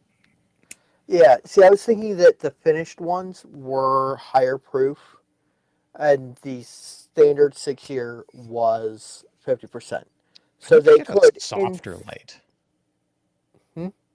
I need this desk lamp I have for illuminating my face is kind of harsh. I need to get a softer light. It's hard to see the labels when they're white. So the standard Here, I'll turn it 6-year off. is I'll turn off the 50%. light so you can see the label. There you go.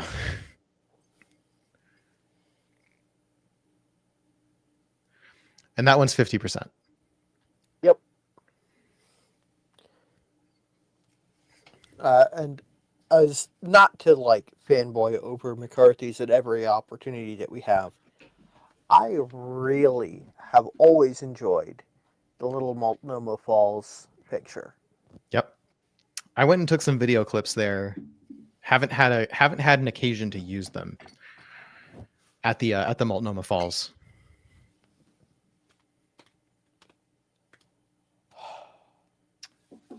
Yeah. And to follow on that, Spencer says it's also great at 3 years at its current proof. Yeah, absolutely. The 3-year McCarthy's release is like, we don't talk about that much. I don't know why. I mean, partly it's like, it's not, they do a new batch every year and they're always a little bit different from each other. But like it's really good stuff. It's just that like we spend a lot more time talking about our barrel pick and the newest cask strength finished McCarthy's, but like don't sleep on the 3-year. It's like what, $65? That's really good whiskey for that price. K&L has it for a little bit less if you're in California. Yep. And yeah, softer, lighter diffuser. Yeah, I mean this desk lamp was never meant to be a light up my face camera. Actually, it was a reading lamp, like a desk. It meant to be down facing, right? It's man, you're not gonna want. Like, we're given lots of peeks behind the curtains, right? It's a bar. It's a bar light. It's meant to be tilted over the like the piece of paper that you're writing on your desk or like something like that. It just happened to be the thing that I had at hand when I needed to light up my face when I moved my desk from here. Like it used to be next, like that sixer that back there used to be directly to my left. Right. It's hard for me to show. It used to be directly to my left of my desk, which was here. Lined up that way in the room. I rearranged the room. And then because of the proximity of my ceiling lights, I needed to light up my face better. So I just grabbed the first thing I could find. That's that. It's not good, but it's better than nothing. Because when I had my desk in the middle of the room, or facing the middle of the room, it's basically in the middle of the room, but facing the middle of the room, there were lights at a low angle in front of me, as well as above me. But where I am now against a wall, there's only lights directly above me to either side. So that's why if the light's off, you can see there's a light up that way. There's a light up that way. And my face in the front is dark. In case you're wondering how bad that is, I usually have a light on over there. I don't because the bulb went out. I only have a light literally directly above my head, and it has done horrible things for my lighting tonight. Yeah. I wasn't going to say anything. It's fine. We're an audio podcast, right? And tonight I don't know what we're doing. This isn't going to be a podcast episode. We might get some fun shorts out of this though. We had a couple of clippable moments just there. Oh yeah. Censored by my own internet. I shouldn't, yeah, right? That's a good one. I shouldn't swear so much when I'm thinking this might be a clip, but I guess I can bleep it. We'll see.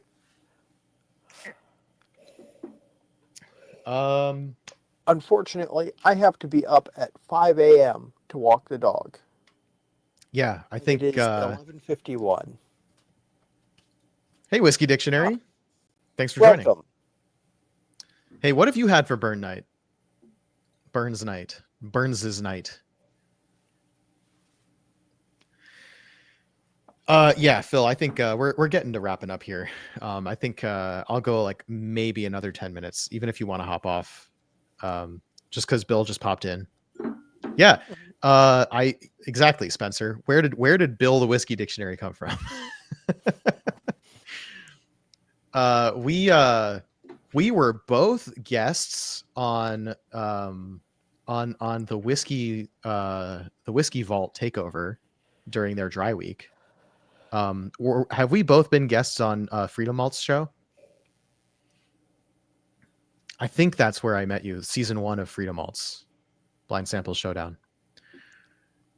But this is the first time I think that you're joining in this stream. So welcome. Randomly saw this streaming and joined in. See, that's why it's worth streaming. I actually think, I mean, I am insecure about this decision that we're going to try to move to more pre-recorded content, because I actually think that our live stream format, which is we do everything live streamed, like 90% of it, unless we have a real good reason to pre-record. So I'm worried we're going to lose audience if we leave live streaming and do pre-recorded content. So I don't know. We'll see. Like, that's always a decision we can reverse. Mm-hmm. Today has been a pretty radical departure from our usual content. Most of what we do is interviews. Today has been a lot of fun, though. Yeah, we're also trying this. StreamYard does this vertical streaming format. I wanted to see what that did for getting people engaged on Instagram and possibly YouTube. Anybody who's watching from mobile, because normally when we stream widescreen, I think that works better for interviews. Yeah, exactly. That was my thought. Live streams are the best for growing in this niche. There's enough people doing whiskey content, so stream should help, says the Whiskey Dictionary, for anyone who's not watching the screen. Yeah, there's a good balance to be found with live and recording. That's why I think I'm not going to like cut and all of a sudden do only pre-recorded. I want it to be, I'm aiming to get to 50-50 by the middle of this year. Because the interesting thing is that as I've started, like, I'm reaching out to do the next season of content, the next like 3 months or so of content with interviews. And I thought it would be, so Caitlin Bartlemay was like, she's been on our show live like 4 times. When I told her I was planning on going to pre-recorded, she's like, oh, thank God. Because like pre-recorded, you know, takes the pressure off, right? Like from her perspective, that was a great thing. But on the other hand, talking to brands that know my show is a live stream show, and I say, hey, would you consider doing pre-recorded? They don't necessarily, they haven't been jumping at that the way I was expecting.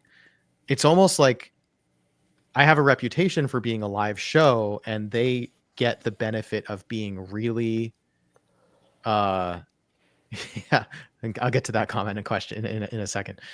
They get the benefit of it seeming really authentic because there is no edit. It's just a live show. And if what they want is to appear genuine and authentic without the benefit of being polished by editing, coming on my show is a way to do that, because I am the live streamed whiskey podcast, mostly American single malt. Also, it allows them an opportunity to interact with our viewers. Yes. And on multiple shows, we've had really good questions come from the audience that we wouldn't have thought of. And it was definitely beneficial for our guests to be able to answer that question. Yep. And sometimes we had those questions already written down and someone in the audience asked it. So we'll just like, yeah, we'll let them have it. That's written on the screen now, right? It can be an audience question. It doesn't have to come from us. We're here to facilitate the interview, right? So yeah, Bill says, as someone sitting here editing, I'd love to not be editing, right? Here's me saying I hate editing because for one thing, I don't have time to do post-production tasks. I do all the research and tasting ahead of time. I do the live streaming. That's a lot of energy. I have a day job. Once I'm done with all this, like, I'm out of hours for the week to work on the podcast. I don't have time to edit. I would like to. I really genuinely want to get better about editing. I want to learn how to do that. I lack the time to do that because I have to keep up with my professional skills, like my day job. I have to do a good job at work. I have to stay on top of the trends. I mean, it's been, I work in tech. I work in a little bit of information security, a lot of like API backend type stuff. I don't do UI things. I do like everything that's not UI for the most part. Information security is a big important focus of the teams I was on before my current company, and my current company's major focus is in information security, because that's where a lot of the money is in terms of business to business products. Everybody's worried about information security and data loss right now. So that's the niche that I work in. But also, you've probably been following the last year or so, AI, especially LLM models, the chatbots, ChatGPT, stuff like that, have really taken off. And it's hard to imagine a successful business that doesn't make sense, that doesn't make a lot of use of LLMs in some capacity or some other type of AI. And so I'm spending a lot of my free time getting familiar with how, like, AI and how to use AI more effectively, whether it's making use of LLMs to drive some other type of program, some particularly trained model to do something else. I have some ideas in that. This isn't a tech podcast, so I'm not going to get into like what I do for tech. I'm sure everybody's already, their eyes are glazing over, right? But like the way that the tech landscape has been evolving in the last year or so, I'm worried I'm falling behind, because without spending an extra full-time job keeping up with the tech trends, there's just too much. Like I need to go out of my way to do projects to really learn how this stuff works. What's my language? C++, mostly. I do systems code. So mostly I did a little bit of C, embedded system stuff. My specialty from college was embedded systems. So a lot of C in that context, but a lot of embedded systems just do C++ now, or have other systems language support like Go. I'm learning Go right now. Go is it's a language by Google. If I want to get a job at Google, it would be good to know Go. Go is not that hard to learn either. Rust is growing in popularity. It is a bit of a paradigm shift as a language. Learning some Rust made me better at C++, but I wouldn't say I'm particularly good at Rust yet, and I would like to be. C#, cool. Bill, I didn't know you were in tech. Good to know. I guess it makes sense. I feel like whiskey podcasters usually are people who have well-paying day jobs. Yeah, director of engineering don't code as much. So far, I haven't gotten anywhere close to that level, and I'm kind of happy with that. Every time I have to manage somebody, I find it's an exercise in frustration for the most part. I also, so I mean, like, geez, I could list my resume. I mean, I've done, I learned on Java. I started C and C++ about 2 years after that. I kept on doing Java for the first 10 years of programming, but then I moved entirely to C++ for essentially all of the last 15 years. Anyone with my facial hair is in tech. Yeah. I'm not actually remembering what your facial hair looks like right now off the top of my head. I'll have to go check. Hey guys, go check out the Whiskey Dictionary. It's a great channel. I wish I had Bill's productivity. The number of videos that Bill releases and the quality of them is just like, that's aspirational goals for me. Same as mine, but less side beard. So like more goatee, more like that whole thing. Just no sideburns.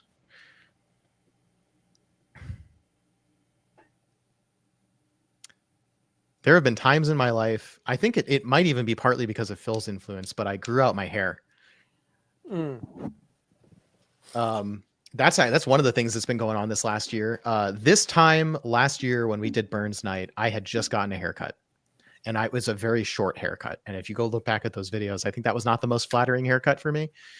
But that's usually what my haircut has been. And I have nice wavy hair here. I'm going to take off my headphones. So I won't be able to hear you, Phil, for a second, but I have nice wavy hair.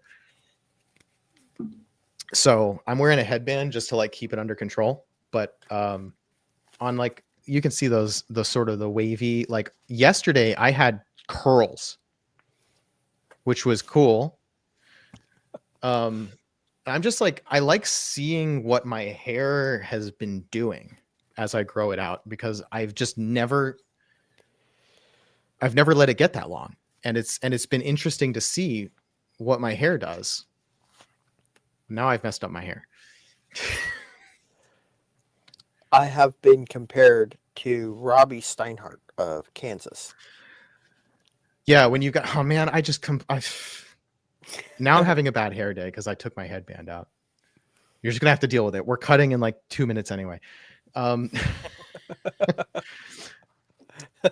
the facial hair so you don't look like a giant baby. Yeah, that's a thing when you've got when you shave the head and you just look bald, and then you grow out the facial hair so you still look like an adult. No, that's fine. That's fine. Bill, this is what happens. We've been live for like, once we get to 2 hours, all bets are off. There's no topic anymore. We do that with our guests. And I feel bad for them. But, you know, it's like this is the time. Once you've got enough whiskey in you, you and the guests and just everybody lets loose, you start to really get to see their personalities. And that's one of the things we really love doing on this show. Thanks for joining, Bill. Have a great night. I want to see that video that you're editing. I mean, I'm sure you'll post it. I'm sure I'll see it. Maybe I'll weigh in on some of your thumbnails on your Discord.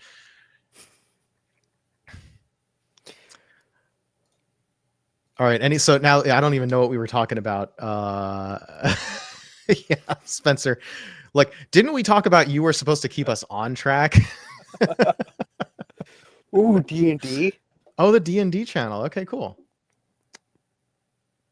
All right, so you don't know this, but we've been conspiring with we've been conspiring with 5 or 6 distillers to start a Distillers and Dragons sub series, or maybe a different channel, because Phil is a DM and he does real good content that way. He doesn't do it online so much, but he's willing to do it for us.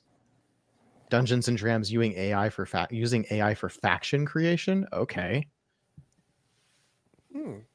See, this is like, people need to come, like, if your content is completely made by AI, people don't like that. If you use AI as a tool to make good content, I think everyone would be a fool not to do that.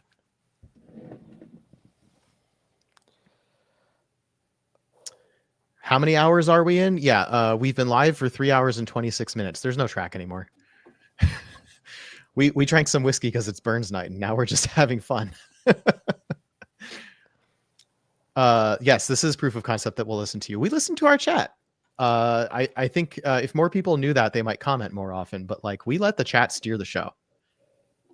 This is for you. We're bringing our expertise to the equation, but what the audience wants, the audience gets. I mean, as much as this is like, we talk to people that we want to learn from, the audience really is our, like, we are doing this for our audience to teach them, or not for us to teach them. Bye, Bill. Bye.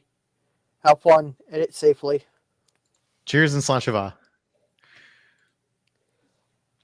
But like, as much as we are learning from our guests, we want our audience to learn. And if you are steering the conversation, if you are providing questions, our guests will answer them. That's great. Teach people how to use AI to help build the parts of their campaigns they don't want to do. But when I was a DM, my favorite part was the story building and the world building. Back when this idea of me writing a book on American single malt whiskey is not my first attempt to write. I used to write fiction as a hobby in high school. And I mean, as cringy as that sounds, looking back and reading some of that stuff, aside from the fact that it obviously, I feel like it reflects a level of not maturity, a lack of maturity. I think it was good writing. And I do a lot, I mean, in my day job, I do a lot of technical writing, documentation, technical specs, feature designs, that sort of thing. I think I'm good at communicating in a written form. I think I'm less good at communicating in a verbal form, certainly not tight with it. I think that the book will be, once it's done, I'm confident the book will be good. The question is, can I get out of my own way of perfectionism enough to make that happen in a reasonable amount of time? So I'm going to have to follow the Whiskey Dictionary's lead. And let's sign off. We're done here. Let's. So here's to a future bestseller. Hey, thank you for that. And cheers to you all. Happy Burns night. Slanshava. And until next time, we'll see you in the lodge. Good night, everybody. Gotcha.